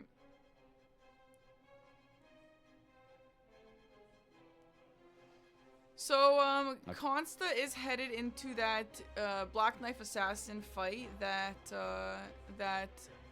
Jeff had his second death to. So we will see how this goes for Consta. Yeah, this might end up being the one spot that separates them is a death to the Black Knife Assassin versus a non-death. Or if he dies, then it might be the great equalizer. You know, we thought, oh no, Jeff made this big mistake, but if, you know, if Consta makes that same mistake, then it will flip around. So it's not all comes down to this, but this is definitely a very pivotal moment. Yeah, absolutely. If he can get Electo cleanly. That range Ooh, is so nice good. jump back punish. Super great. We haven't seen Electo's special move yet, her like big flurry of attacks. So There we'll it see. is. There it is. Okay, Consta knows to just run away from it. You just never try to punish it. It is possible to run behind it and get a little bit more of a punish, but just way too risky. Ooh, gets knocked down, half health. Has to be careful. It's hard to find times to heal, but okay, that'll be a good time to heal. Yeah, for sure. Doesn't take it though. Punishes her instead. Okay, I always and then take she those backs off. backstabs. It's interesting that he's not opting to go for that. I guess it's safer, but he's not looking for safer. Yeah. If the timer ended right now, it would be Jeff's win, but that's only because Consta has only died once to Jeff's twice so far. So he really, really needs to be careful of this. Yeah, Mitch, you should Okay, probably nice refresh. stagger. You are a tad behind. Okay. Will do. I like they're trying to run away. Great duo fight here for Jeff. God, I'm so locked into this Electo fight though. She's doing those a lot, which is great. That's a great punish. Those jump slams with the backstab.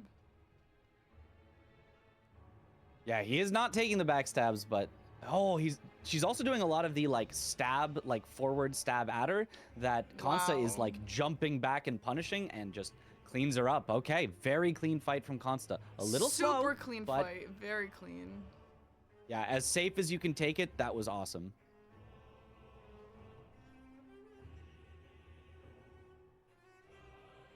The question of why doesn't Consta just AFK and not die? Because he doesn't know. He has no idea whether Jeff has died or not. He's thinking, okay, if Jeff has also died one time, I need to beat him on score. I need to increase my score in order to possibly beat Jeff. So he is going to push as hard as he can to get the highest score that he can, while hopefully trying not to die as well. But yeah, he just doesn't know. If they had perfect information on each other, the match would have been over 2 minutes in, and that would have been very boring. That would not have been a good match. But instead, it has turned into a great match here where, you know, it really just comes down to watching Consta, seeing if he's going to take any risks, seeing if he ends up dying, which would flip the lead over to Jeff instantly. So,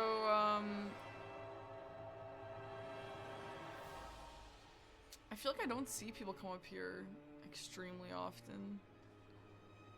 The frenzy tower. This is a different way than I've seen people run to these bosses, but the bosses that he's about to do are fairly common. The Erdtree avatar here. Exactly, yeah. Yeah. So Consta already did this. This was the O'Neill, I believe. The mausoleum, right? Yep, okay, yep. Yeah. So a little bit of routing differences, but the same bosses. Oh, what a quick O'Neill fight. That was so fast. Yeah. He was barely on screen. Ooh, so Consta is going for the precipice. Which, yeah, I guess that's a good point. It's 34 minutes left, and they have not found both Dectus halves yet. And, and so he's like, okay, you know what? Time for some Altus.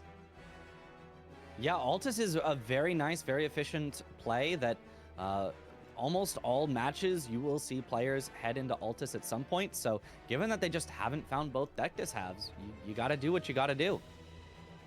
This precipice, though, is very scary, like very, very scary. Oh, God. You can see so many deaths getting knocked off of edges, getting comboed, getting stuck on ladders. Like there's just so many different places that you could die in the precipice. So very scary. Jeff just continuing to basically check every single possible place before heading to Precipice. I think he just really wants to find that Dectus half. But it's getting late. You know, you want to get to Altus at some point, so he could lose out on some score because of it.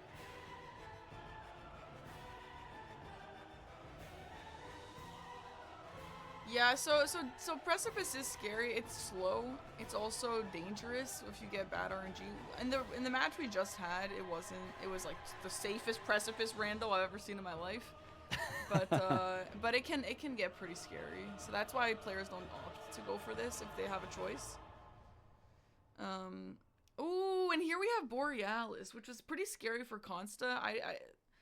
Jeff is a higher level. I don't imagine it'll be a difficult fight, but yeah, there we go. Yeah. Oh, it looks like he's even gonna skip the phase transition. Not scary at all if he does not yell. So just kill bosses faster and then you won't die. That's kind of the meta. Oh, this is the Wet Nurse from Bloodborne. This is like the only one I super always point out because it's really unique. Mm-hmm. Well, you don't hear my music, but unless you are you watching? I don't. No. I would hear you twice. That'd be a little yeah, too that's much. A little weird. A little too much Parky for me. I can only take one. Yeah, there is a scary ladder, not this one, but the next one, where it's like the scariest part for a randomizer. If you get a flying enemy, he'll just keep knocking you down. Or some kind of projectile enemy. Makes this very difficult. Oh, and we just got a guy standing there. Just a guy. Yeah, that should be an easy one to get by. Who even is that? Sometimes there's also ranged. He's just scared. He just walked away. This is not the end of the scary bit, though. There's now very small ledges that he has to get by and a couple more, you know, there's a ladder, there's an elevator. So he's going to have to be very careful here. I have gotten knocked off in Deathless Randomizer here by a wolf, which he also saw, but luckily gets by it. No problem. And so now it's just getting onto the elevator.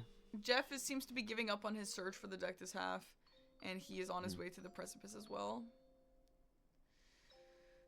Oh. Yeah, sometimes it's just a seed that you do not get the halves. Nice. Ooh, the Blood Fiends can be very scary. DLC enemies, they can just hit very hard and bleed, but he fell. That one just kind of didn't matter. He fell. He failed. You know what, though? I just want to acknowledge for the people in the chat who are not happy with Jeff's decision to go to Dragon Barrow, you can see his score is 58 to 51 right now. Like, that put him ahead so because of how fast his boss fights were. It put him ahead so much, which just goes to show it was risky, and he did die, and the risk didn't pay off, you know, in that moment because he has 2 deaths. But assuming he doesn't die or assuming the opponent dies, it actually is a really strong strat if you can pull it off.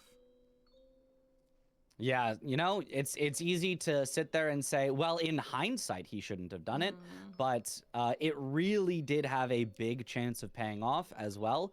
Ooh, Consta getting exploded by Mesmer a little, kind of getting womboed a little. He's got to be careful. Oh my god. Okay, gets through the explosion and he's fine. Oh my god. That was so scary for a second. Yeah, that could have tied it up right there in deaths.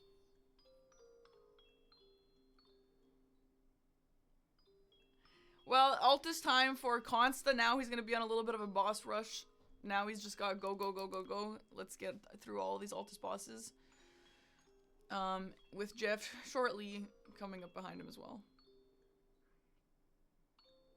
Yeah, Jeff still has to get through this precipice. We saw it wasn't the scariest precipice, so Jeff hopefully will be fine going through it as well. But there were a few bosses that could give some trouble. But yeah, Consta out onto the Altus side and now can just clean up bosses.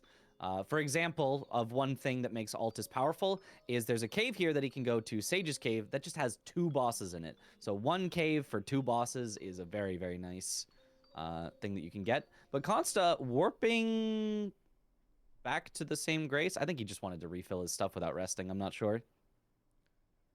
Yeah, probably. Yeah, that is a tiny little time save. The timers are on in-game time rather than real time. So every time you go through a load screen from warping, from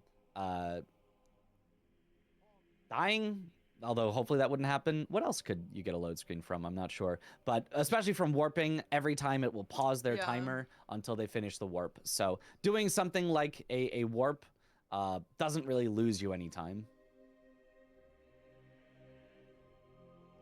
Yeah, I would say the warps is the biggest thing, because some people just be warping. We saw that last match with Pearl. Oh my gosh. Whoa. Oh, that's cool. So the Sage's Cave skip. Yeah. If you were to try to do that with jumping, it's barely possible, but only if you get a really good, really far jump. But Hand of Melania just takes him over the gap. That's a nice knowledge from Consta. Yeah. I had not thought of trying that. What a niche little thing, huh? Like, if you have the Hand of Millennia and you're already in this cave, you can do that here. Yep. And a very clean Romina fight so far. Gets the stagger. He's going to have to be careful. This is a small cave, and the butterflies can entirely fill the area sometimes. So he has to be really careful. Also, almost got rotted. Oh my god, there's so many butterflies. He has to roll this perfectly, otherwise he might die. Oh, wow. He just spam rolled. That was, I think, just lucky. I don't think he timed that. He was just praying, but luckily his prayers paid off. Oh my god, I think he was dead if he did not roll that perfectly there. Yeah, we've heard a lot about Romina in small rooms with these damn butterflies. Yeah, I have heard, and I have not confirmed this. I've heard there's a bug, and the butterflies do not get scaled down properly. So even just like 3 or 4 butterflies will one-shot you, and he was surrounded by them. Terrifying. But he made it through relatively unscathed. Jeff having a nice, cleaner fight here on Mesmer than Consta did. Getting through those explosions, no problem finishing him off here. Now he'll be an Altus as well. And Consta finds Margit, a pretty, relatively easy boss, a relatively early boss. Ooh, but does miss that jump attack. He probably wanted that for the stagger, but then Margit got too much posture back. But should be able to finish him here. Yeah, he's got it.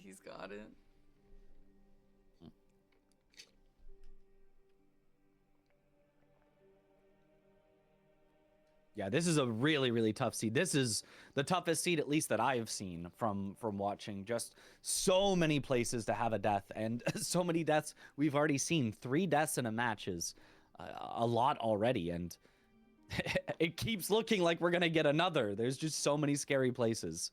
It's an insane seed. It feels very cursed. Yeah. Night Cav here, easy, except he's going. Yep, that one doesn't count. That one's not a real boss. That one's the fake. Lanciax doesn't really count. You could get that boss to half health, then it just disappears or something. So, but this does, I believe, tell them what Lanciax will be later. Will be a Knight's Cav, so they know that if they go all the way around Altus and get to Lanciax, I believe it should be that same Knight's Cav.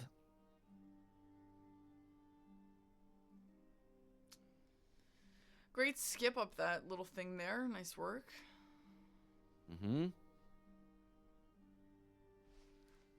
Pumpkinhead and a Bofa. Not the scariest duo, especially with this low health, but does get a little slammed though. Some misses here. A little unfortunate. A lot of stamina cost on these jump L1s, so he does have to be careful on not just running out of stamina. Oh, how did that slam not hit him? I thought that went right through him. We got Hughes on the left here, easy. Easy, Hughes.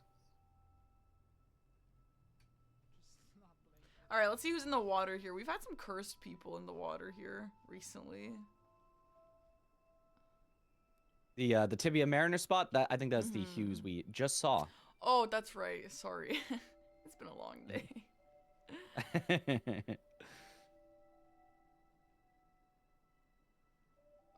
Yeah, it is nice how they are like neck and neck now, so we can just see them Right. doing the same bosses and again compare, and you can really Yeah. see just how much more damage Jeff is generally doing. Oh, look at how fast he killed that Bofa.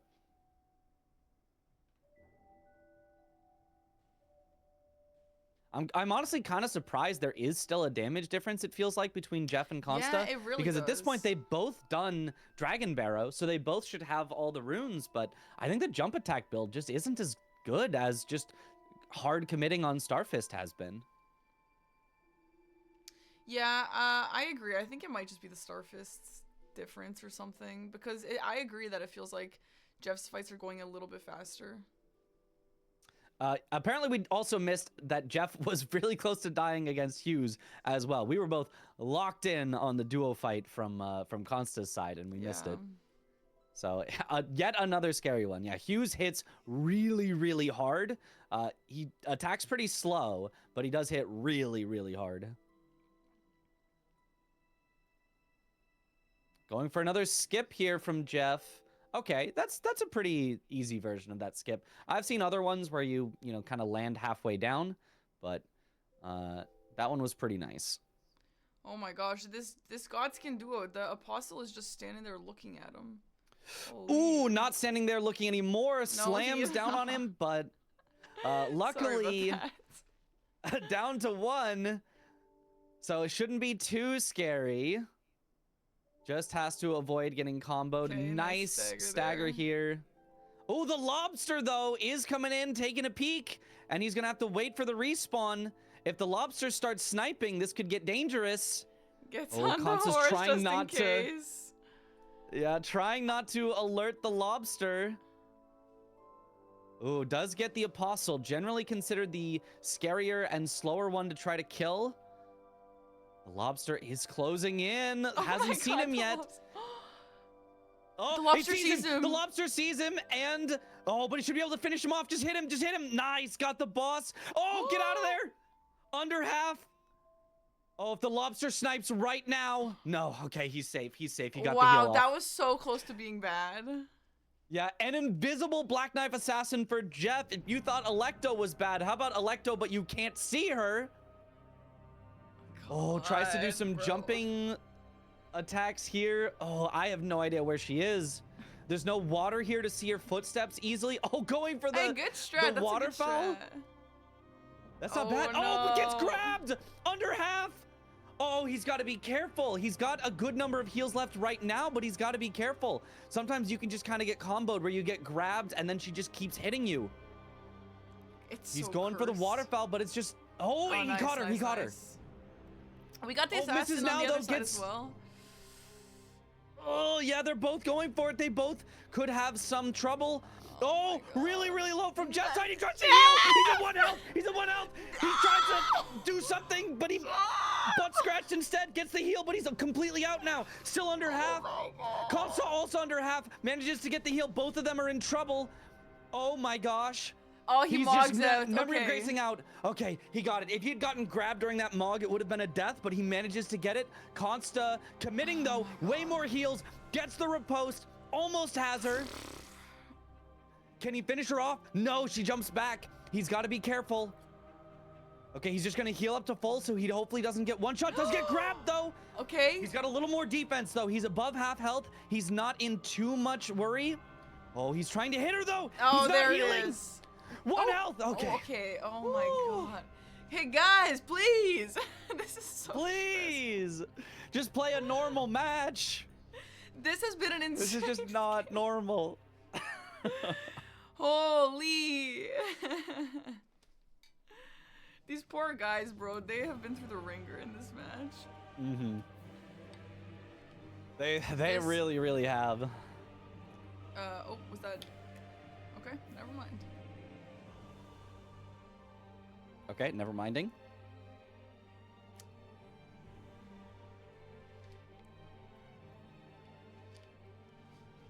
Yo, Jeff has had these little imps on him the entire time. He's probably so tired of seeing them.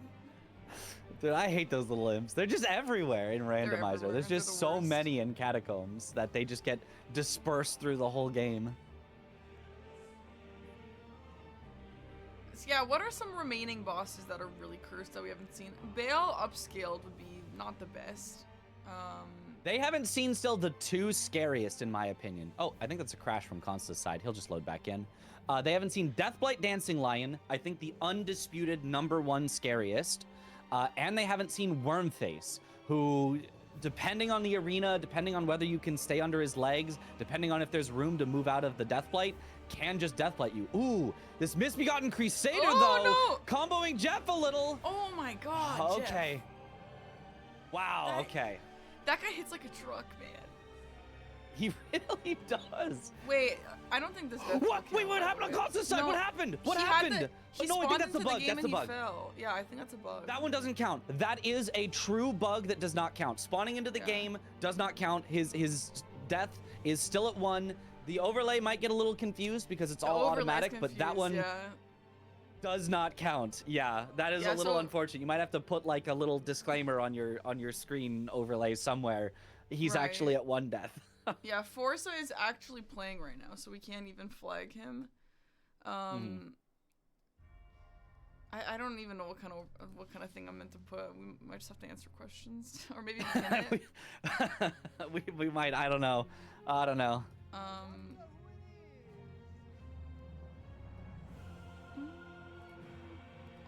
Yeah, we have seen that in things like the French challenge, where people have died that way, and it does not count there either. Although the French challenge was like a personal challenge as opposed to a league, so some people just counted it themselves anyway.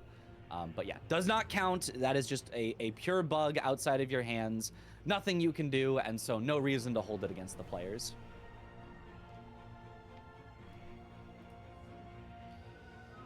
Okay, now I pinned that. No one's gonna read it because no one reads the pins, but we'll refer them to the pin when necessary. Yeah. Refer them. Yeah. Ah. That stupid emo is so dumb. Oh my gosh, Consta's getting a little bit. I mean, he's okay, but that was a little scary for a second there.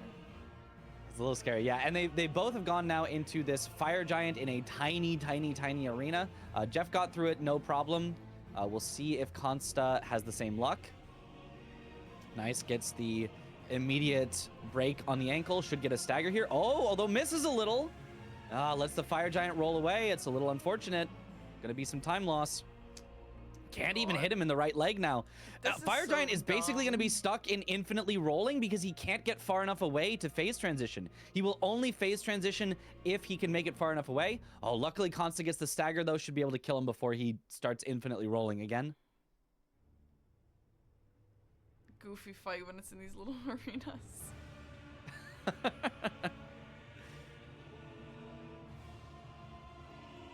All right, heading up to Apostle on Jeff's side. Curious to see who this is going to be. And there tends to be an enemy that'll chase after them that they'll knock out. I wonder if it'll be someone dangerous. Hopefully not. Yeah, we shall see.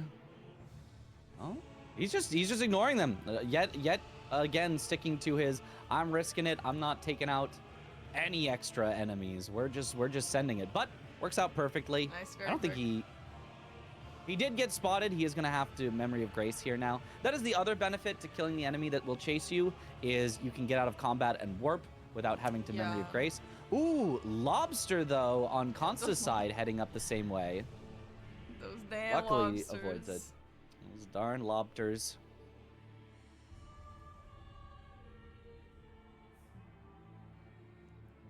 And they are, they are now basically, like...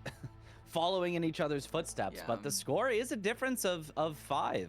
Jeff has done 5 more bosses before coming to Altus, so even though they are both making their way almost identically through Altus, Jeff just has a big score lead if Consta actually gets a real second death, because that bugged second death does not count. So even though the overlay will say right now that Jeff is in the lead, in fact, Consta is in the lead as long as he does not die again. Ooh, Jeff having some trouble here with Niall. Gets a little comboed under half health. Okay, nice avoiding the soldier. There's also some other enemies nearby, though, that he has to worry about. Does get the phase transition. Nice kill there for Consta. Yes, very nice kill. Nile can hit very hard, especially with the lightning attack, so he's going to need to make sure to be a little safe. Has to run away from this big combo that he does as well. It luckily does end with a very big punish opportunity, though, so he can just kind of spam attacks. Yes, Should so get a good. stagger here with one more charged R2. Bam. And then he doesn't even have to take the riposte. Very nice kill.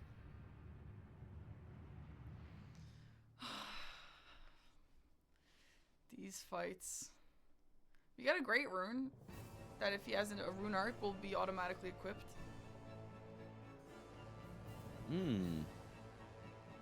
How does that work? I don't think I've seen that. Do they... You select it from the Grace and then it just, like, activates? It might be that. I don't know where you select it from. You might... I don't know if you just use it. It might be the one you just use. Maybe. I don't know, but you don't have to go to the tower. That's all I do know. Oh, okay, I see. Just skips the tower. That's actually, that's really nice. I really like that. Because otherwise the towers are just way too slow to do in a competition like this.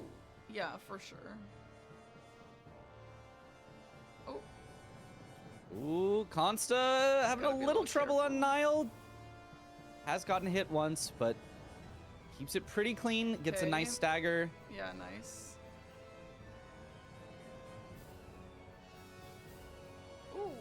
For that lightning, nice dodges. Yeah, Nile hitboxes do last a little while, so they can be tough to dodge, but both players did not have too much trouble there. Ooh, Elmer hits hard. Gotta be careful here. Yeah, he did get hit by one. Took about a third of his health. Took another third there. He's got to be careful. One more hit could possibly kill him. He's just going for hits. He's not even healing. He just says, I want to finish Elmer off, and he gets it. Oh. I would have healed, but I mean, I would have healed. For sure. Another risk taken, but it pays off for Jeff again. He is keeping up with a really good pace on the score. Yeah, incredible pace, and what's kind of sad a little bit here is that first death that he got, the one that it just feels like it was. I mean, it was obviously a valid death, but it's an unfortunate death. That like almost doesn't feel like it was a real one. If that didn't happen, then they would actually be tied for deaths right now. And so that's just kind of unfortunate about that. We have seen Onze, if that's who you mean by Yoda. We have seen Onze a few times actually. He just dies so fast. Yeah, he can depending on his scaling, but he can also combo you pretty good. So he's definitely one that I would consider in the higher end of scary bosses. Ooh, Consta getting hit again by Bellbearing Hunter. Consta definitely has some sort of better defense advantage, though. He's taking, it looks like about maybe 20% less damage than Jeff is on all the hits. So I'm not sure if that's a talisman difference, if that's an armor difference, but yeah, Consta definitely getting a little safer. Yeah, very nice fight.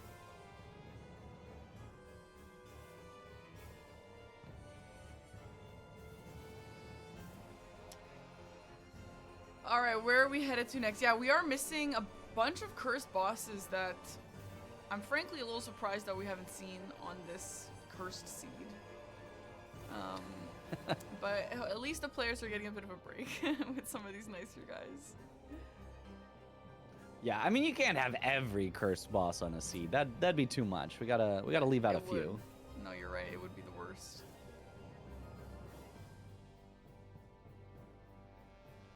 Jeff doing the Bellbearing Hunter here. This is where Altus starts to scale, you know, a little high here, so can be tough. Ooh, especially Estelle in this tiny little shack.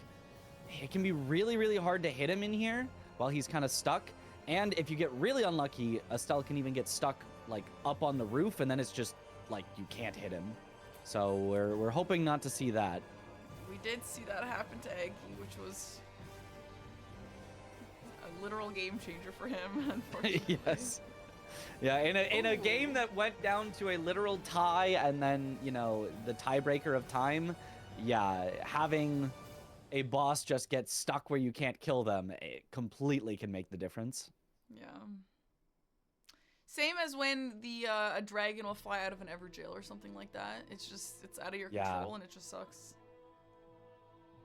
Yeah, it is sort of, you know, part of the settings that we have is these big bosses can spawn in tiny arenas, and if it does, you know, it's just something you have to be aware of.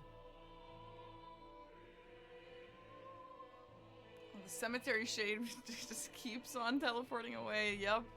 Classic cemetery shade. Classic. Ooh. Oh my god.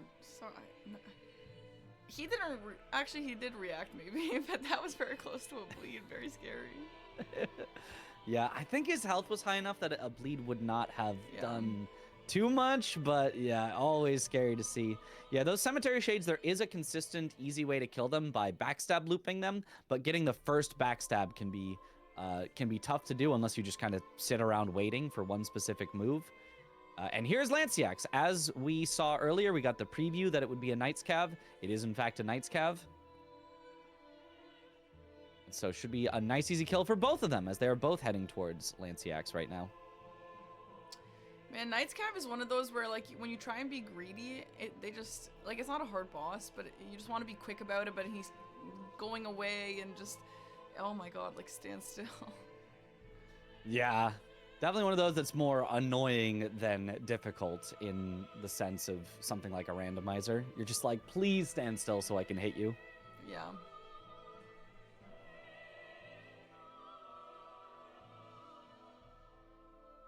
All right, now Jeff is on that cemetery shade. We'll see. I don't expect him to take it safe and go for the backstab loop. No, he is just fully in there. Almost has the kill. Oh, getting a little hit though. Has to be careful. Okay, now he's gonna back off.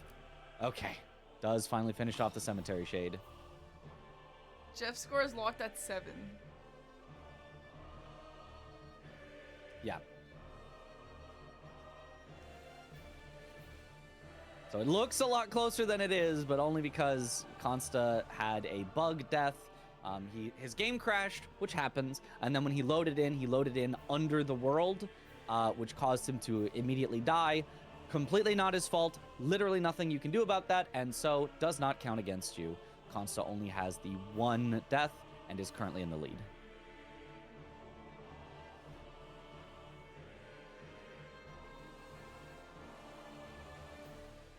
Yeah, unfortunately the overlay doesn't account for that stuff, because I don't know how you could make it account for that stuff. And Forza's not actively here right now, so that's you would have to give the power to manually edit it to us, the casters, but that's also too much responsibility for us. I don't want to have to do that. I mean, I guess you're the main caster, so it'd be your responsibility, but... Yeah, the overlay is automatic. It's really, really well done. Yeah. Shoutouts to Forza for making all of this really, really cool tech that it knows their games when they're playing. It automatically updates on the score. It automatically updates on the time, the deaths. It knows when the match is over. It even automatically marks who won, although in this case it might mark the wrong person. But yeah, just these you know, these situations you can't really account for in it. Yeah. And yeah, Consta knows that death doesn't count. It specifically says that if on the website, if you spawn under the map and die, it's not your fault. Yeah. It is technically possible to avoid if you warp the instant you load in, but that's not something we're expecting players to do. You'd better warp frame perfectly, otherwise you lose the match, would be, you know, a very bad way to go about it. Great night cav fight here. Yeah, and this one is kind of a duo. You have to kill 2 full bosses in order to get credit for just the one. So he's got the Knight's Cav, he's got the Misbegotten, and I think there's also a Crystallion, that's walked down lower that he might not see yet. So it's actually kind of a trio boss that he got.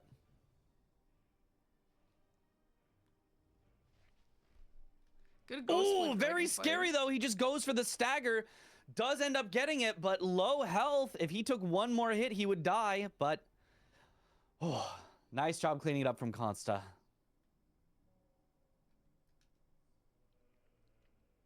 Oh, is that Bale there I see on Consta's screen? Oh, could be... Great arena for him. Yeah, not too bad. It does have a lot of space. There is a little bit of up and down unevenness to the arena, though, that he will have to be careful of, but hopefully shouldn't be too bad. Sorry, why did Mitch disappear? Where did I go? Sorry. What did you do to me? What did you do to me? Actually, I don't know why that happened. Weird.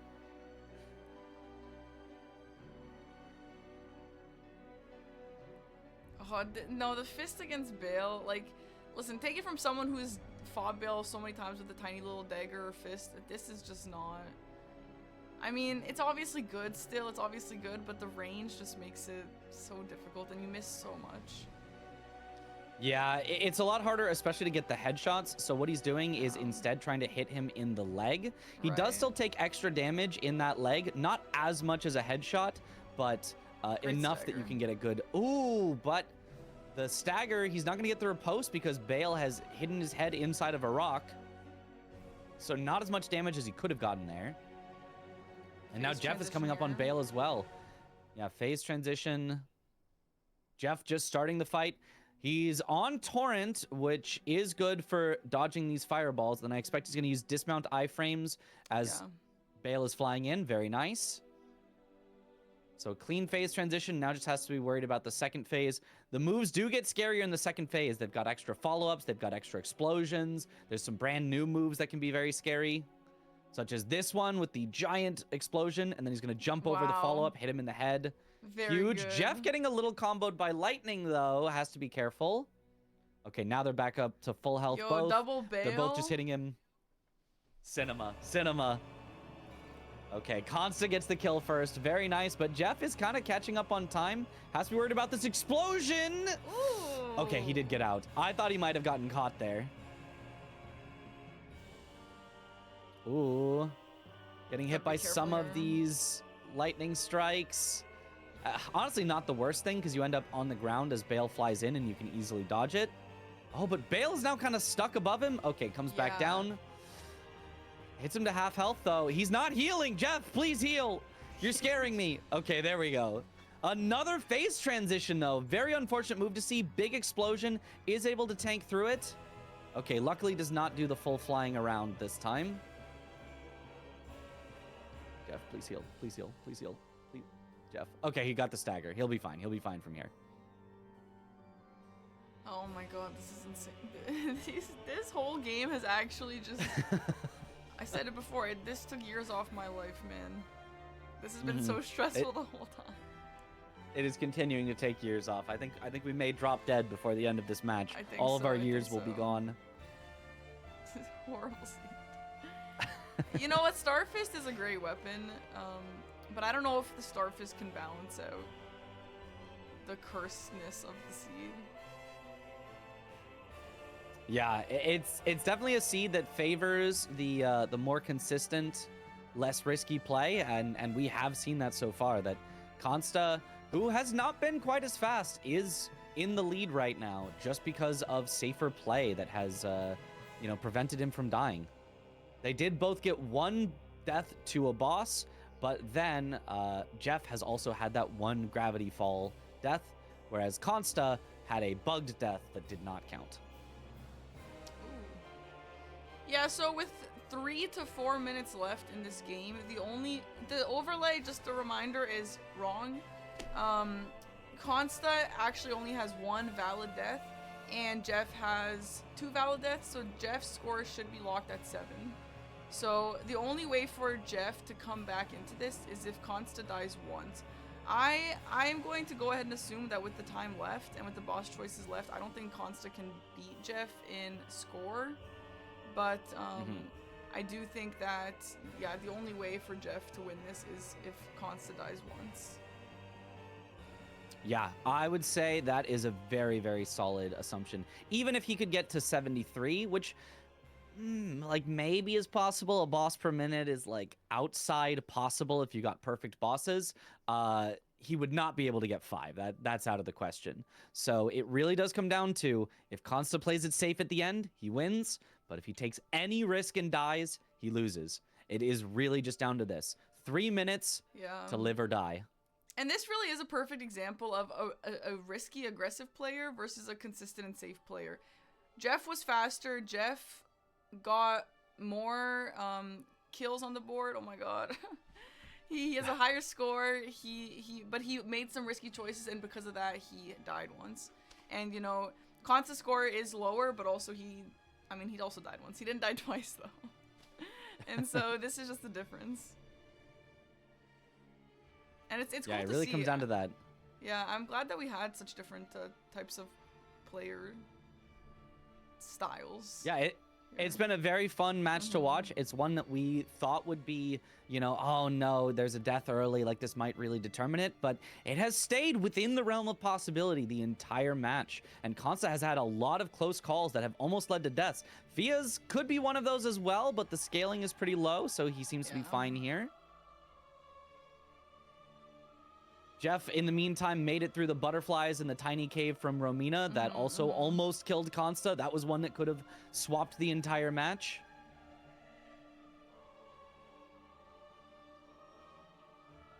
And Jeff gets that nice Romina kill. All right. Super nice, yeah.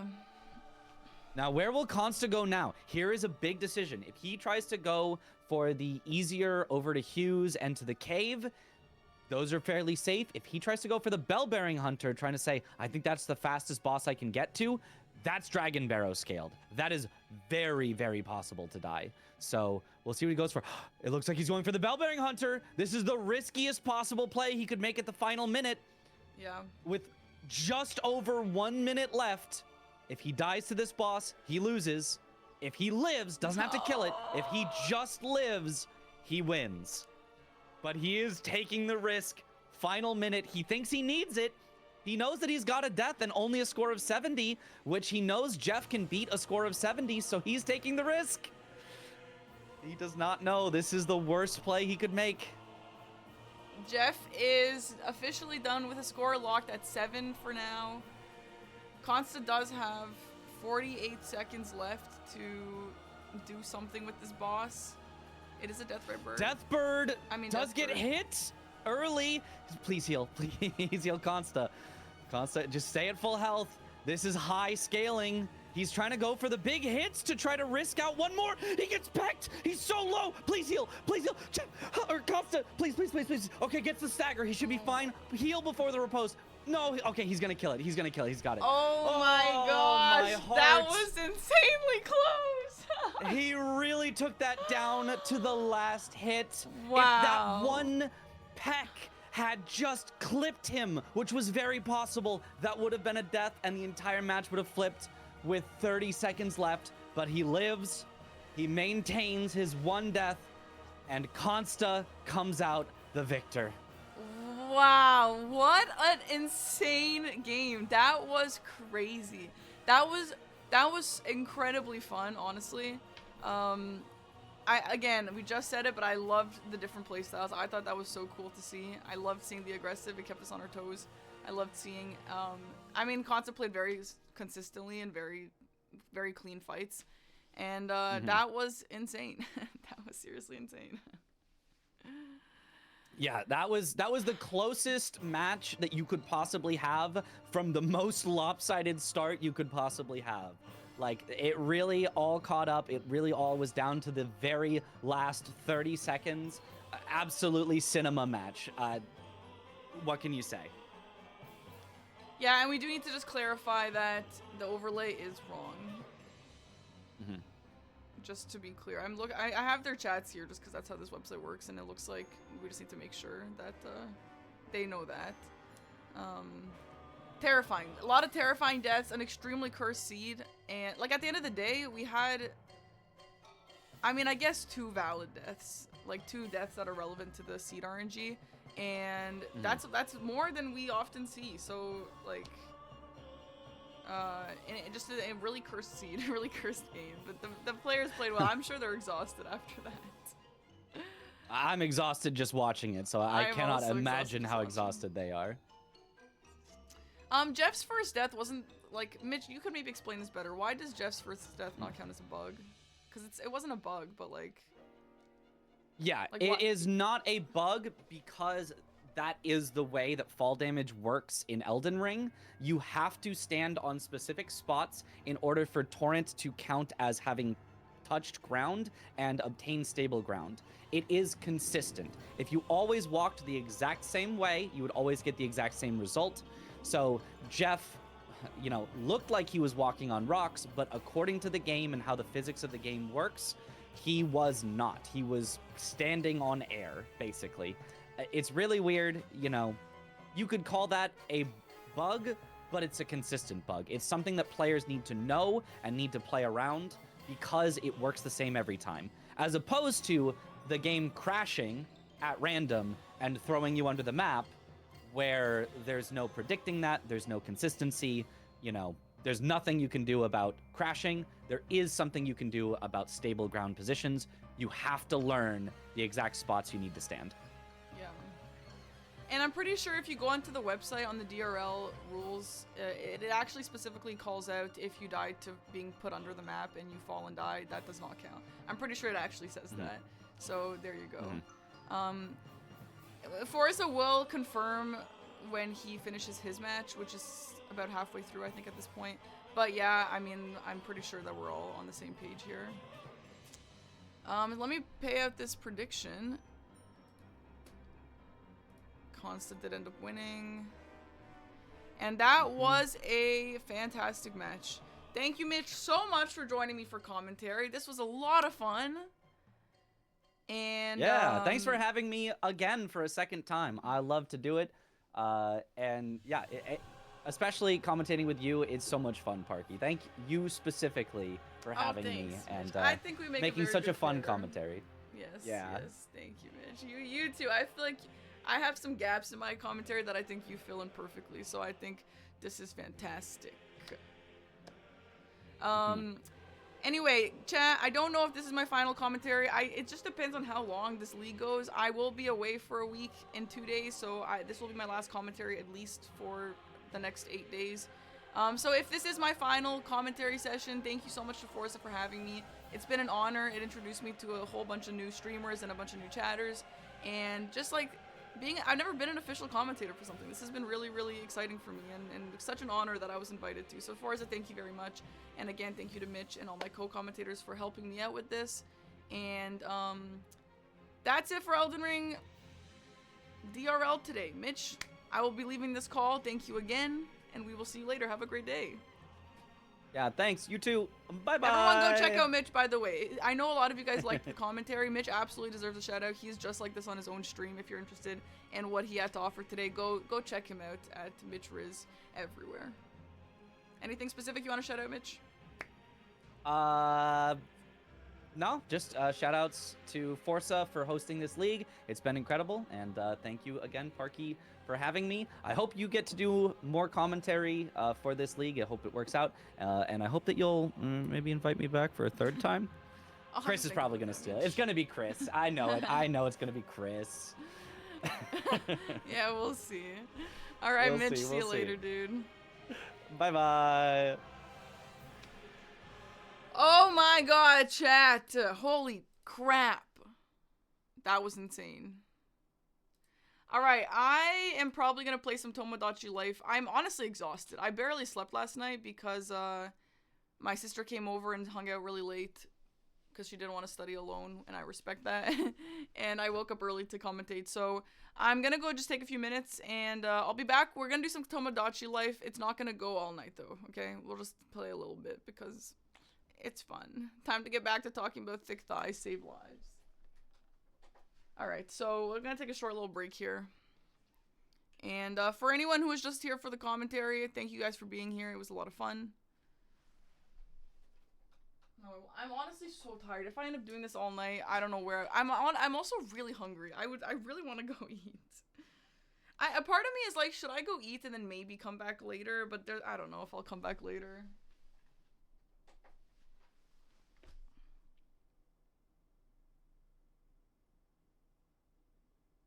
I don't have food. I have to make food.